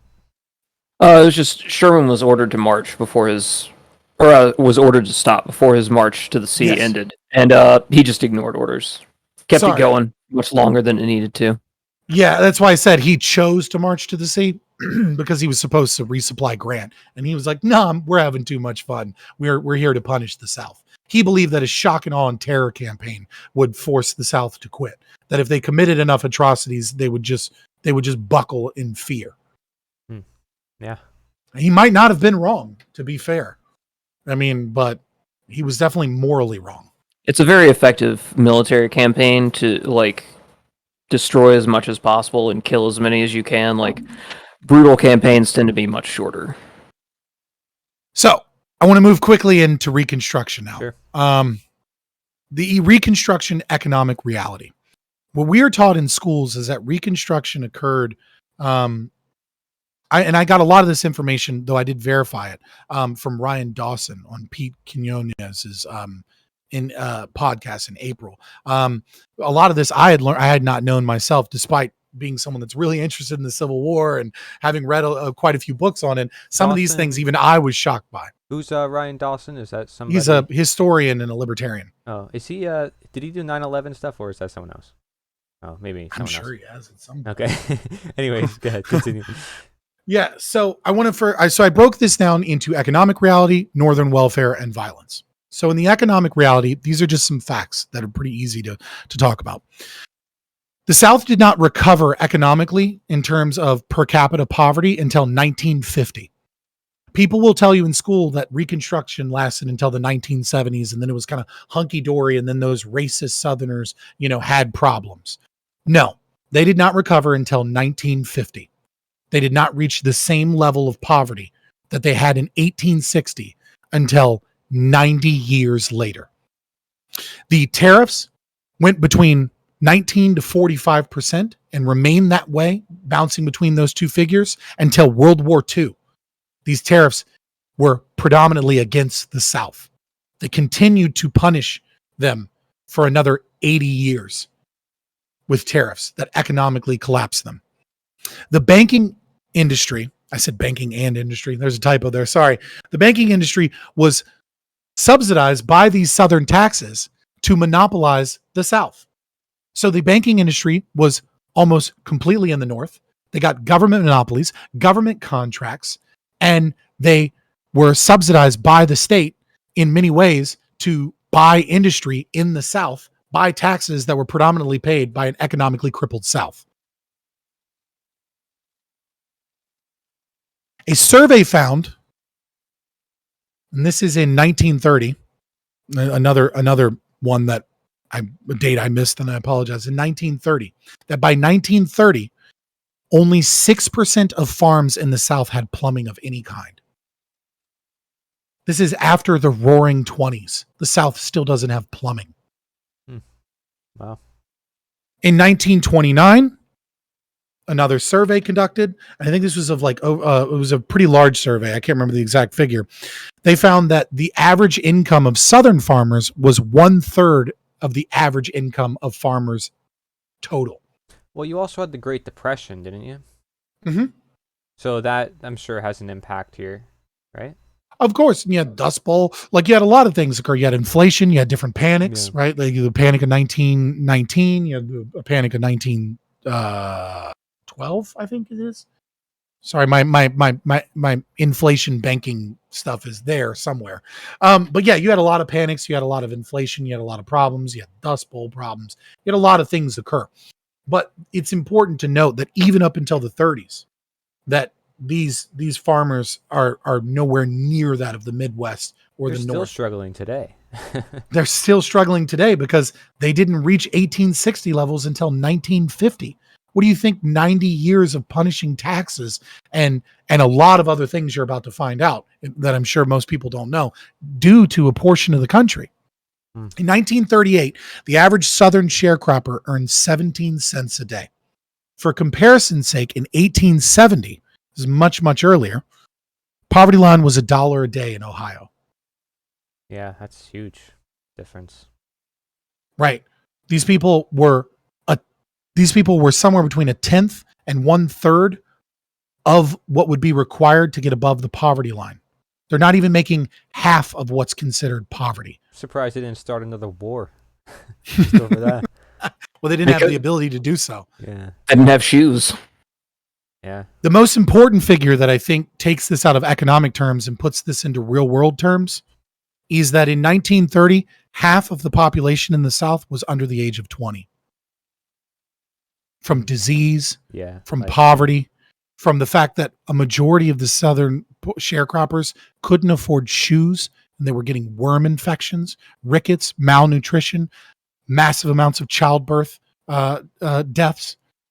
I mean, they were severely crippled and impoverished. I mean, no wonder why our food pyramids were all about getting as much calories as possible, heading into the late 1900s. Breads and carbohydrates, because malnutrition, like you said, I think that plays a huge role on the population. So moving into some of why this. Let me go. I went the wrong way. Moving into some of why this occurred. A lot of this was welfare for the North at the expense of the South. The most egregious example that there is that you can possibly find is something known as the Southern freight rates. The government worked in such a way that allowed companies to charge taxes on any amount of commerce trade in the South, even within the same state, but exempted all Northern companies from those taxes shipping down to the South. And so what this meant is it was actually more expensive to put something an hour or two train ride away in Georgia than it was to ship something from New York. They made it impossible for the South to be able to grow any industry by taxing any form of transportation heavily and intentionally subsidizing with the North and all of the Northern population and all of the Republicans that were in control of Congress and the Senate, and making sure that the South had no ability to be able to grow after Reconstruction. The Union Veterans Pension Fund. In the 1890s, this was 1/3 of the entire federal budget, and it was very loosely given as a form of welfare to many, many people in the North. At one point, it was up to 40%, though it averages about 1/3 of the federal budget. None of this money went to the South.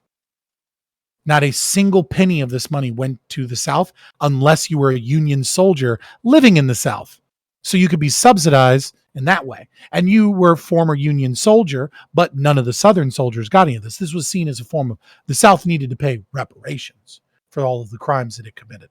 Right. The last Union Veterans Pension Fund was paid out in 2016.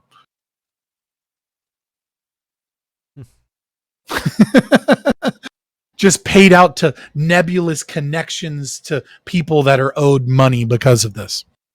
Wow. From 1865 to 1873, $103 million were spent on public works by the United States government, and only 10% of that was spent in the South.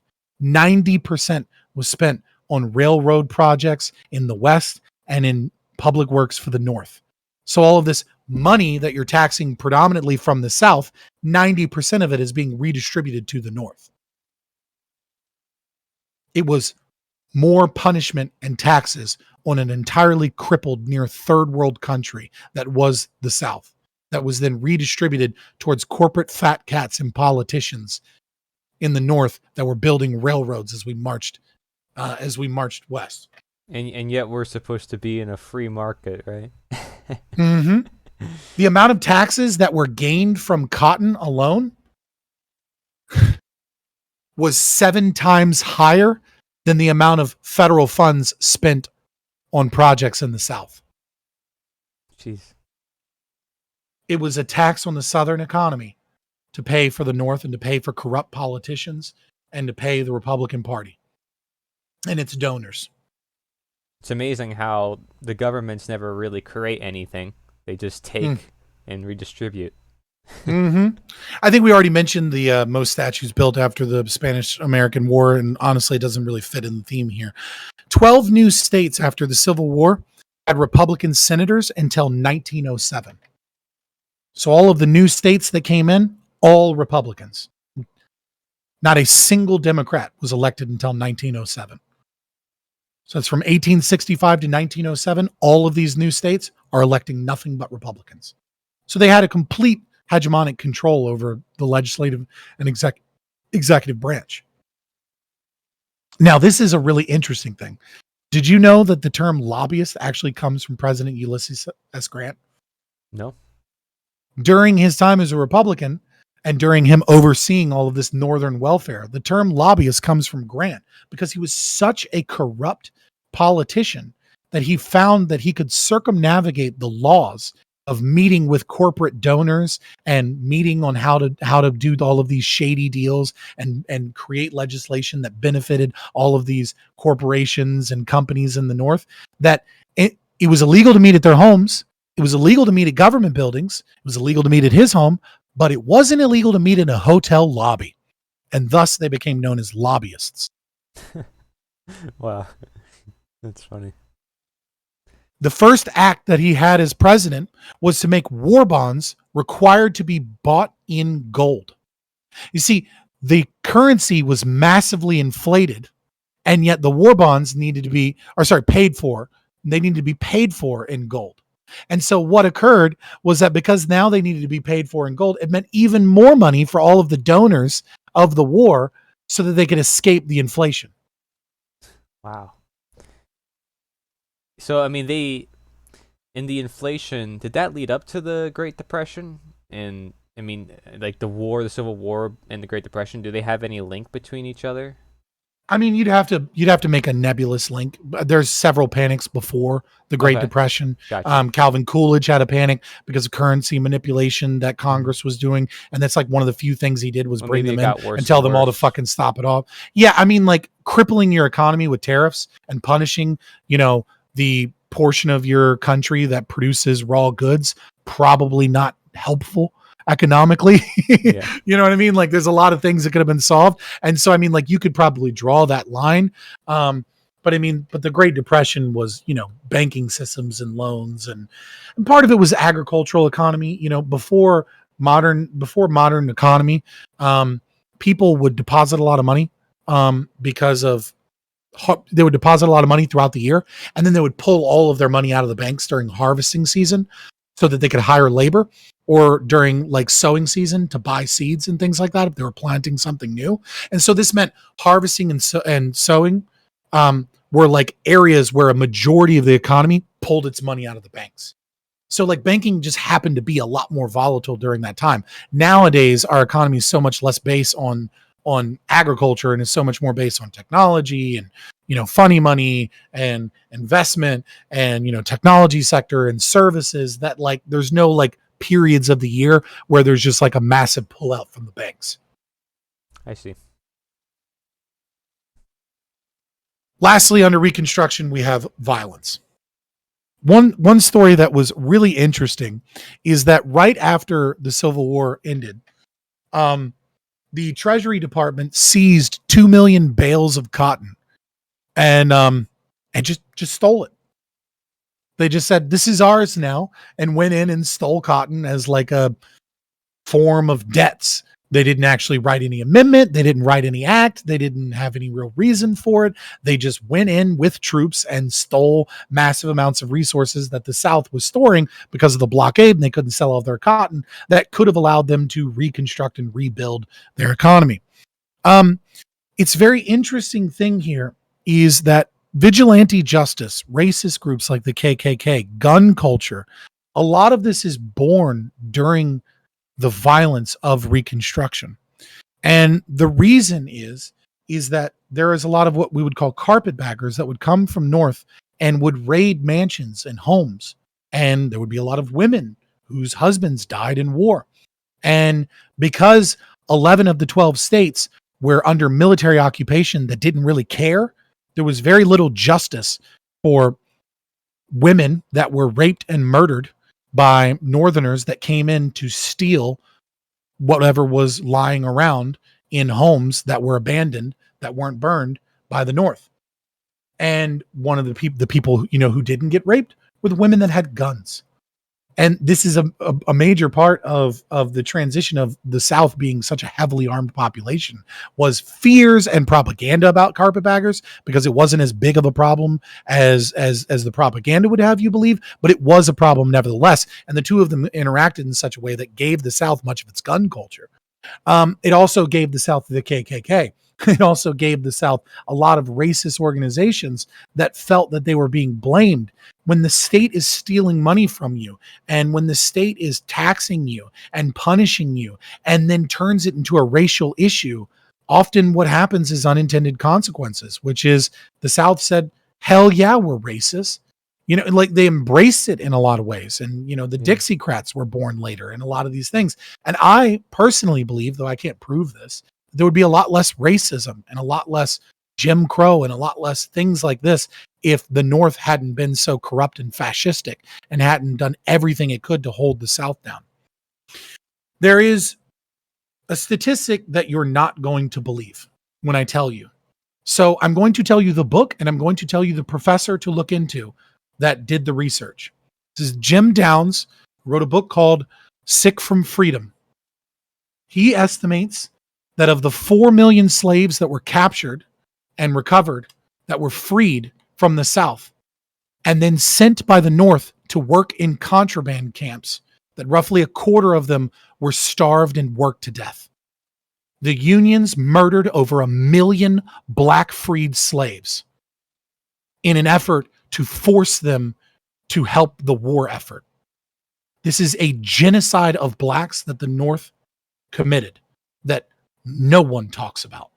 These were slaves that were supposed to be freed and were supposed to get a better life in the North, and they forced them, they called them contraband because they were property, and they put them in work camps, and they worked them and starved them to death.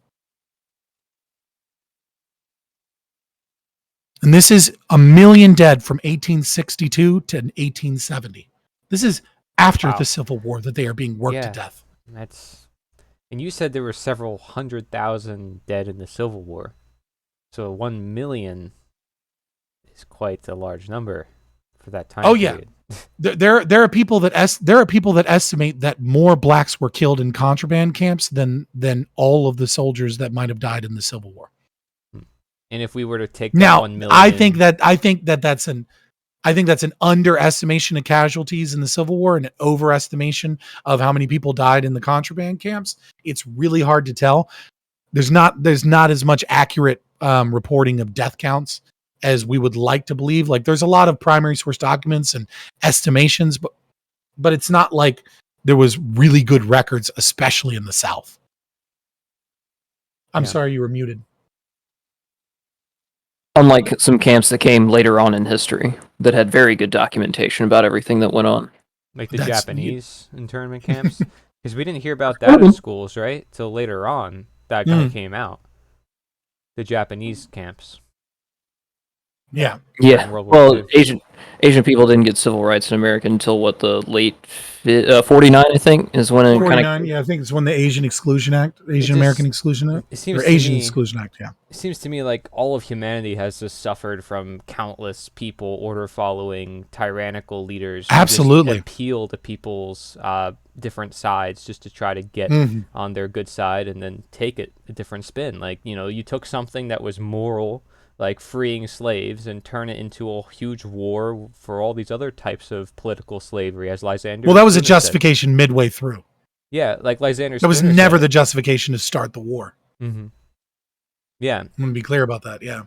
Yeah, I just think that's crazy. The fact that they can spin something that was originally so good and turn into something else. That's kind of the whole idea of a co-op or a psyop. Sorry. So.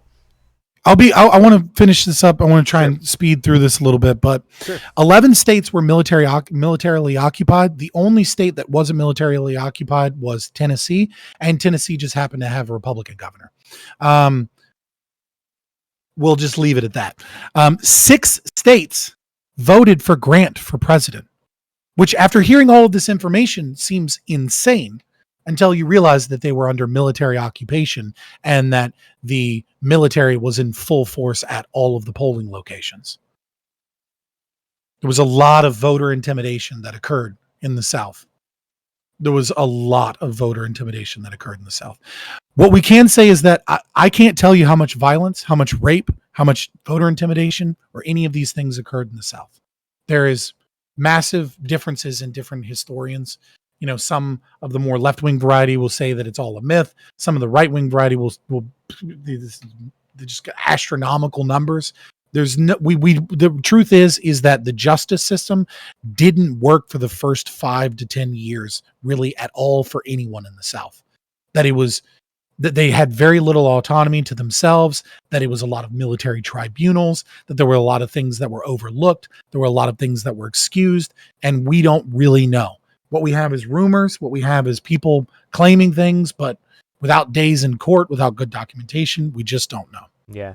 Poor Spooner, man. Lysander Spooner was a lawyer, too, and he was fighting for a trial by jury and all this other stuff at the same time as fighting all these issues. I mean, the guy had to go through so much, and then making his own post office, and then that getting taken over by the government. My gosh. So this last slide is my closing slide, but also a bit of my opinion and a bit of facts.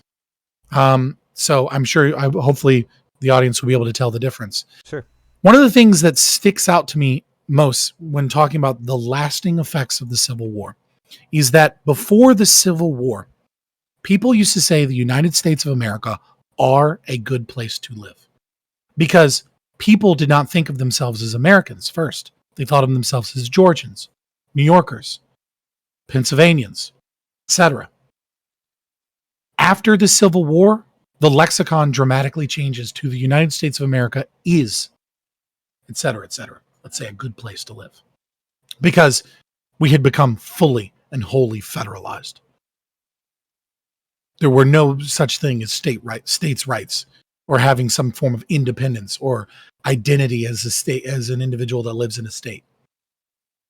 General Lee is quoted, and it's a very famous quote by General Lee. If we lose this cause, I am afraid it will be imperialism abroad and despotism at home. He knew the stakes of this war. And it wasn't about we'll lose our slaves. It will be a march to the West. It will be more imperialism. America will become an empire if we lose this war. And he was right. He was absolutely right.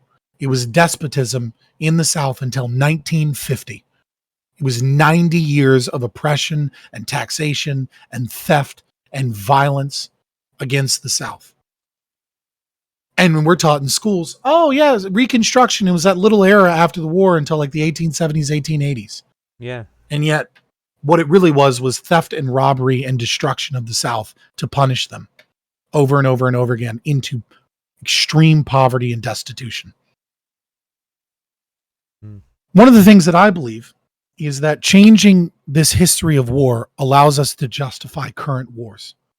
When we're able to rewrite our own history of wars as a war of liberation, as a war of freedom, as a war of where there are good guys and bad guys, it allows us to so much more easily propaganda us about wars today. The fact that we learn about this just war of the Civil War where we freed the slaves makes it so easy to justify going to war in Iraq, Afghanistan, Syria, Iran, Somalia, Yemen, etc. Because we're already pre-programmed with this completely false narrative that the Civil War was a war to free the slaves and that there were good guys and bad guys and the North were the good guys. Apart from all of the racist tropes and destruction of the culture and the idea of the dumb hick Southerners and these horrible people and they're all racist, apart from all of that the cultural damage that's been done, I think it has damaged the normal American's ability to see war for the horror that it really is. Yeah, good point. The Reconstruction solidified the marriage of the state and corporation. The South was ironically a fairly free market system, despite being a system that depended solely on slavery. Well, not solely, but the plantation owners certainly did. And their economy was deeply applied with slavery, but they didn't believe in government intervention. They didn't believe in taxes and tariffs. They didn't believe in government contracts for certain things. They didn't believe in the state granting monopoly. They didn't believe in all of these forms of state interventionism into the economy. They were not mercantilists. They believed in laissez-faire capitalism, and they also believed that laissez-faire capitalism apparently only applied to white people. Nevertheless, with the Civil War being won, the state is deeply, deeply involved in the economy from here on out forever. I think an interesting aspect is that the retelling of Civil War makes the state and the North saviors of blacks, and it denies black agency and the fight that they fought for freedom against the state. This idea that the North, the lefties, the big government types came and saved you from those racist Southerners completely denies the way that blacks fought for their freedom. It denies them the atrocities that occurred. It denies them the reality of the way that welfare systems that were born out of the Civil War and eventually used to garner the black vote and were designed to create blacks as a welfare recipients that were a voting bloc for the statists, if you will, at the time, the Republicans at the time. But, we all know about the party switch, right? There wasn't really a party switch, but kind of. We all know about Lyndon B. Johnson saying that he would have these N-words voting Democrat for 100 years. This was the beginning of all of that, was using race to turn people into statists. Became all political. With free money. Yeah. Morality just left the equation. Right. I think that it does a disservice to us in understanding our current problems in the South. Economic problems, crime problems, infrastructure problems, all of these things. It makes it seem like dumb, racist Southern hicks have been voting for Republicans that want low taxes. And that's why the South is so destroyed. When the fact of the matter is that the North and the country oppressed the South for 90 years after it destroyed and pillaged the South of an economy that was already not doing well because of its dependence on slavery, mind you. And I'm sure people will try to argue that, but let's be honest. I mean, nobody's going to benefit from war, it seems. In this whole situation, you played it fair. I mean, you showed both sides. I mean, you showed how it's corrupt on this side and that side, and it's bad everywhere. It's bad. There are no good guys. But I want to leave on a positive note. Let it be known that the Confederacy banned the transatlantic slave trade and was trying to get rid of slavery. that the North had done this, that the North had adopted the Constitution, which banned the transatlantic slave trade in 1809, and that they were moving towards freeing people, that abolitionists were there. But because of the Civil War, slavery was outlawed a little bit earlier.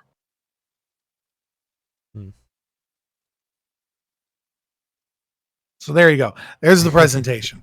Awesome. Yeah, I think that was great. You went in detail, and I really appreciate you giving the time to do that.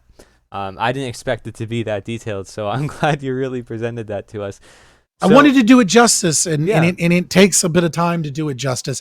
I didn't know that you were going to have such interesting questions throughout. I thought it was going to be like, all right, go, and then we'll ask a couple questions afterwards. So I may have like put in a little bit more than I would have, but there was a lot to say. No, I think the panic of 1857 is something that almost no one knows anything about, and it happens 4 years before the Civil War and is a major cause for the Civil War.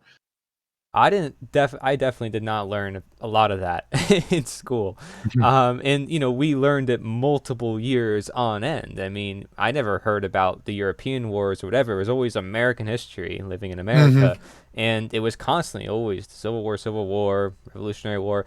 And I didn't hear about a lot of things yet, even though I had years of schooling. It's just amazing to me. But of course, right? I mean, who's writing the textbooks, and I don't know. It's Texas. It's mostly Texas, and still somehow it's woke as shit. Well, no, they're the ones printing them. The ones writing them are the people who won. Yeah. Yes, they're the ones approving which ones end up in the curriculum for the most part. Not as much these days, but yeah. Yeah, the people who won are those guys that pillaged everybody and got all the money. Yep. So let's kind of tie this in now. I want to get I'll just ask two final questions. I want to ask kind of each of your personal experience, but before that, how is it that slavery still exists today? I know maybe this is a big question, but based on what we talked about... Not for ANCAPs. Okay, go ahead. Not for ANCAPs. It's very simple for ANCAPs. We believe in the non-aggression principle, and we believe in argumentation ethics as a means of grounding the non-aggression principle as a form of codifying an objective ethic of natural law. And so what that means to us is that we are self-owners, or we have self-agency. For other anarchists, we'd like to say self-ownership. And if we own ourselves, that means we own our labor, and that when people mix their labor with natural resources, it is inseparable from that labor, and that any form of taxation, any form of forcible seizure of private property that is mixed with that labor, that cannot be detangled from that labor, is a form of saying that I am a slave in the past, because you own a portion of my body and what I do with my body in the past, and by committing to do so in the future, you make me a future slave. So I would say that not only is taxation theft, taxation is slavery. Yeah, it's a good point. It's one that has been fought over many times too in history. Most revolutions, it seems like taxation seems to be very focal. And so now let's kind of get into your personal stories. How about that? Mark, I know you shared with me some about your personal story. You can share, of course, however much you want. You don't have to go too much into detail if you don't want to. But how did you get to where you are now in the sense of understanding this whole picture of statism or slavery? A lot of fuck-ups for the most part. That's kind of how I got here. I just stumbled in. So I was raised in I would say a politically, I guess, ambivalent house. It came up a little bit around elections, mostly from the father, and he was, I think, de facto a Republican. I don't really know his political leanings, but definitely more right wing, very pro military. But he would watch CNN every day, and that's something I do, not every day, but like that's where he would get his news from. And then not going too much into my home life at that period, but joined the army at 18, just trying to get out of Georgia as fast as I can. I'm tired of school, so I actually tried to join the Navy first, and they wanted me to be a nuclear engineer. And I go to MEPS, and I personally think it's a depth perception issue, but they say that I'm like purple green color deficient. And what that means in the Navy is you have two job choices. You can be a sonar operator or janitorial services. And I didn't want that. I wanted to be a medic. So as soon as I get back from MEPS, I walk next door to the Army recruiter, walk up to one of them and said, "Here's my MEPS packet." They say I'm qualified, no job, and I can only be a sonar guy, and I don't want that. I want to be a medic. Can I do that with you guys? And they take me to the back, and they pull out this big book, and they open it up, and they skim off a couple pages, and they're like, if it's after this page, you're qualified for the job based on your paperwork. Medic's on there. A few weeks later, I have officially signed my contract as a medic for the Army. Within a year of joining, I deployed to Afghanistan. Did a lot of personal growth in that time period, but not really no thinking about politics, anything like that. It's a complete absence from my mind. I know I hear people bitch about Obama around me. It's, again, not paying attention. So like I said, deployed 2012 in October. Go to Afghanistan. I had my own, personal goals for that deployment. Succeeded in one, the more important one. So I'm pretty happy about that. Like nobody in my platoon, nobody under my direct care, didn't come back. That was the only thing I. You all right there, buddy? So it's usually me with the technical problems. My bad. I was just trying to cut the light down. My bad. But so yeah, nobody from under my direct care didn't make it back. I was very proud of that. And over time, after I got back and ended up being sent from Fort Lewis to Fort Drum, which is where I met Scott, interestingly. Around that time, things just didn't make sense. I started to become politically aware, very slowly though. None of the propaganda made any sense to me. And it's like, these people hate us for our freedoms. We got to fight them over there, so we're not fighting them over here. Pick a line. It was bullshit. I would think about my deployment and we got shot at a couple times, but I think anybody who's pro-gun would probably shoot at invaders on their land who are attacking their homes and their people. So it's like, yeah, I can't hate them for shooting at us. Then you start thinking about the casualties. There's casualties on both sides. And it caused a lot of internal strife, but I still refused to really delve into it. So I started watching instead Parks and Rec. I'm laughing, I'm having fun with this goofy show, and there's this character that I can't get enough of, this Ron Swanson guy. I'm like, what the hell is a libertarian? I can do whatever I want? That's the attitude I've had since I came back from deployment. Nah, I think you all can fuck off. I'll get it done how I want to, and it'll be the right way, and nobody's going to interfere, and it'll be great, and I can just be a good worker. It was after deployment I started to be a really bad soldier, but a really good worker.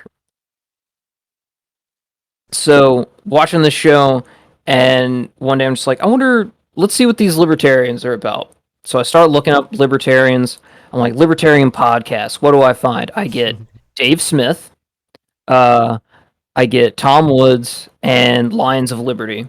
And at the time, I have interest in one because I also watch his other podcast, Legion of Skanks. So big Dave Smith fan. And from there, it was honestly pretty quick. I ended up getting out of the Army around that time. I moved in with a friend. I'm watching a lot of Louder with Crowder, a lot of Ben Shapiro, and then I keep once a week I'm watching Part of the Problem. And it was the war shit that pissed me off because all of Crowder and Shapiro, they're wanting to inflate conflicts, they want to start new ones, and I'm just like, okay, well fucking go. You want these people dead so bad, go fucking do it yourself. And nobody, all these pro-war people, Nobody's going over to the Middle East and talking to anyone who lives there. Spoiler alert, if you haven't been there, they don't give a fuck about you. The only reason they shoot at soldiers is because we're there. If we didn't have a military presence there, they wouldn't understand the concept of America existing for the most part. Not because they're too stupid, but because they just don't care. They have their own lives and their own time. They want to just live their life and die peacefully, like I think anyone else did. So yeah. And about 6 months after I officially started calling myself a libertarian, I started calling myself an anarchist because Nick Sarwar ran the LP, and Gary Johnson's a fucking goofball. Joe Jorgensen it was a spectacular failure of a campaign in every regard except for her vice president partner. Was the only good part of that campaign. And then, started talking to Scott almost every day for several hours, and we just kind of bat back and forth with politics, and just kind of solidified as an ANCAP, and here I stand. Awesome. Yeah, thank you. That was great. Man, what a journey. Tried to jazz it up for you a little. Yeah, definitely more than I heard before. You told me that story. So now, Scott. It's ironic because you couldn't have a more different way to ANCAP than that for me, despite us being close friends that met in the Army. My family was extremely politically motivated, specifically my mother. I was a baby in a baby stroller on the Bill Clinton fucking campaign trail, knocking doors. I grew up a lefty. When I say a lefty, somewhere between Democratic Socialist and probably right around there. Kind of like, somewhere around somewhere between Vosh and Destiny was how I was as a kid. I was a rabid leftist. I swallowed all the woke pills before, CRT and things like that. And I had several things in my life that occurred that solidified my radical politics. The first was, as a young child, my uncle, leave names out of it and try not to be too specific. He had a problem with violence against women, and he had a problem with crack. And he was in Memphis, and he was stabbed arguing over some crack. And then he stabbed back and he murdered her, and he called the cops, and he went to his mother's, high on crack, turned himself in from there and went to jail. And he was then in court. The judge was running for re-election. And so he had to be tough on crime. And he specifically couldn't let a white man that murdered a black woman in Memphis get away with it. And so they threw the book at him, got 25 to life. It was not allowed at court that she was schizophrenic. It was inadmissible in court that she was off of her medication. It was inadmissible in court to bring in a witness from someone else that she was romantically involved with that she stabbed. A lot of details were inadmissible in court, and the state tried to paint him as this violent racist that wanted to murder her because of her race. And that was what they spun in court. And he had an all-black jury. And, and I saw that, and I was like, wow, this guy just wants to be reelected. And so, yeah, does he deserve to go to prison? Yeah, he's got a crack problem. He killed a girl. Maybe in self-defense, maybe not. I don't know. But just the entire proceeding was like, this is disgusting. Later, my family's great aunt, or great aunt, actually, she was mentally challenged. She had a lot of issues, and she was bedridden. When my great grandmother died, my great aunt was in charge of her care, and she didn't have the ability to take care of her at home, but she did have money. And so she put her in a really nice nursing home. Well, in that nursing home, they didn't feed her and they didn't rotate her. And she died from starvation and bed sores. She rotted and starved to death in the nursing home. That's how she died. And so, of course, my family sued. They offered a few settlements. We refused to take them because we were more interested in our day in court and making this public. Well, they bought off our first lawyer. And it took us 2 years to get our day in court. And by the time we got our day in court, a parent company had sold that company, and then sold everything else to another one of their companies at a silent auction, and then reopened under a new name and bankrupted that original one. So we got our day in court, but they never showed up. And we had a trial without them even there or present. We won millions of dollars from the judge, which was great, except it was a bankrupt thing that had no money, so nobody ever saw a penny from it. Oh, and by the way, it also came with a 5-year gag order that said that despite the fact that the trial was over, which is what gag orders are intended for, we weren't allowed to talk to the press or anything for 5 years. These things really solidified my hatred for the state. And I joined the army, and I was still a lefty at the time, though I was kind of moving center left. There's a whole Gamergate. I was really politically involved. I started to see some of the problems with the left from like a cultural perspective, but I was still a lefty for the most part. And I joined the army, and long story short, there was an incident where 10th Mountain had just gotten back from deployment. There was a doctor that was seeing soldiers, and these soldiers were all told every time they wanted to go to the hospital that they were just pussies. They needed to drink water. They were malingerers, and they refused to get any profiles or ever go to the doctor. Well, 11 of those soldiers had serious medical issues. One guy had a heart rate that like hospitalized him like the moment he came into our clinic. Another guy had like spider webs for shins and was likely to break his fucking legs any day from shin splints, but they wouldn't let him go to the doctor. Another person had heart palpitations. There was just a lot of serious medical issues. And so me and a nurse practitioner, we went up our chain of command until it went to the colonel, and the colonel basically told us to shut up. We were like, well, hey, we have to go to the inspector general's office at a certain point because this doctor is like mistreating soldiers that just got back from Afghanistan, like horribly, like people could have died. And he basically wrote it off like, okay, cool, whatever, don't care. So we went to IG, and then I was on a smoke break. I was vaping, and one of the guys, I happened to work in the same building as IG, and he basically came out and said, hey, look, the doctor you're talking about is friends with the general that's in charge of the post. You can do this paperwork if you want, but I'm just going to tell you, he's not going to get in trouble, and you're probably going to get court-martialed for making things up. And to my shame, I brought this to the nurse practitioner, and we decided to drop it because we realized that we weren't going to be able to win that fight.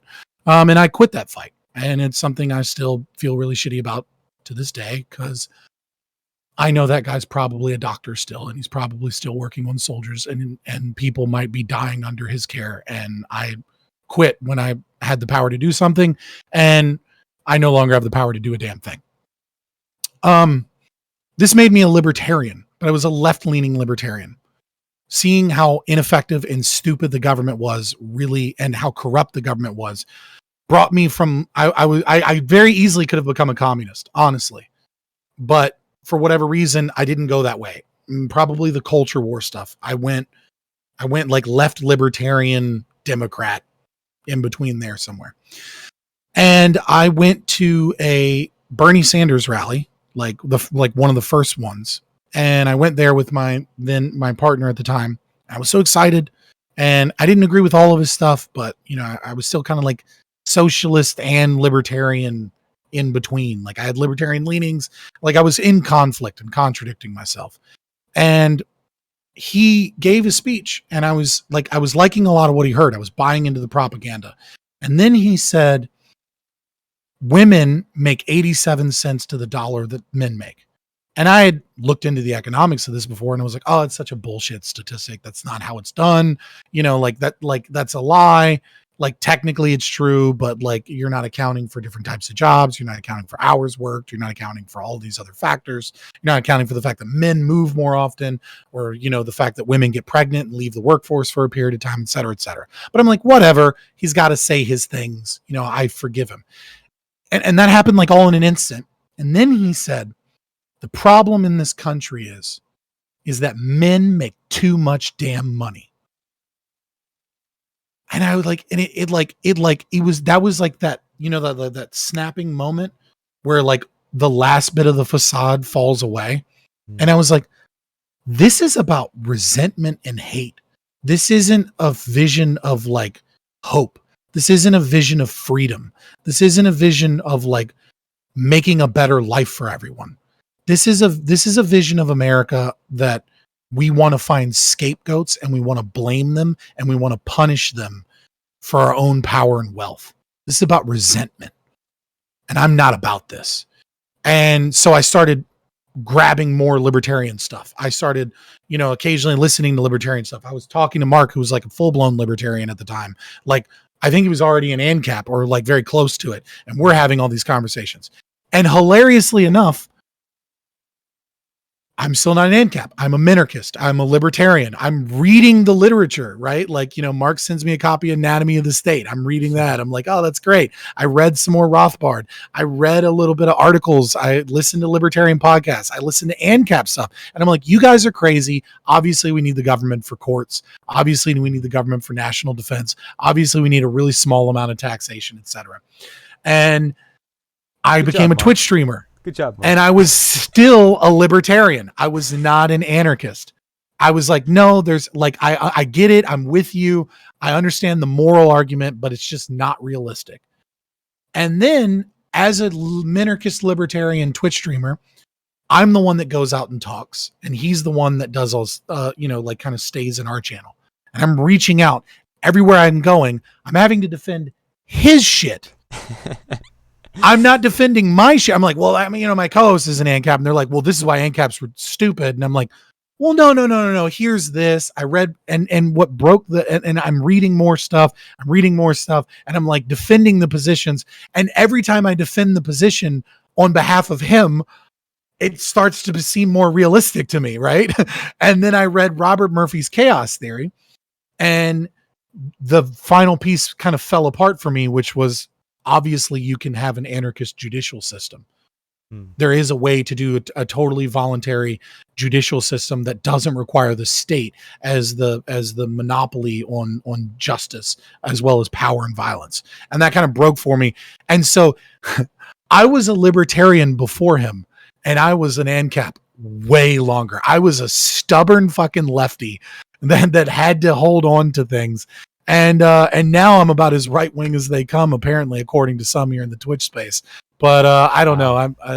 I'm an anarchist now, and so that was kind of what drove me in at the very end. It was Robert Murphy's Chaos Theory was the final straw that broke it for me, that made me realize, no, this can work.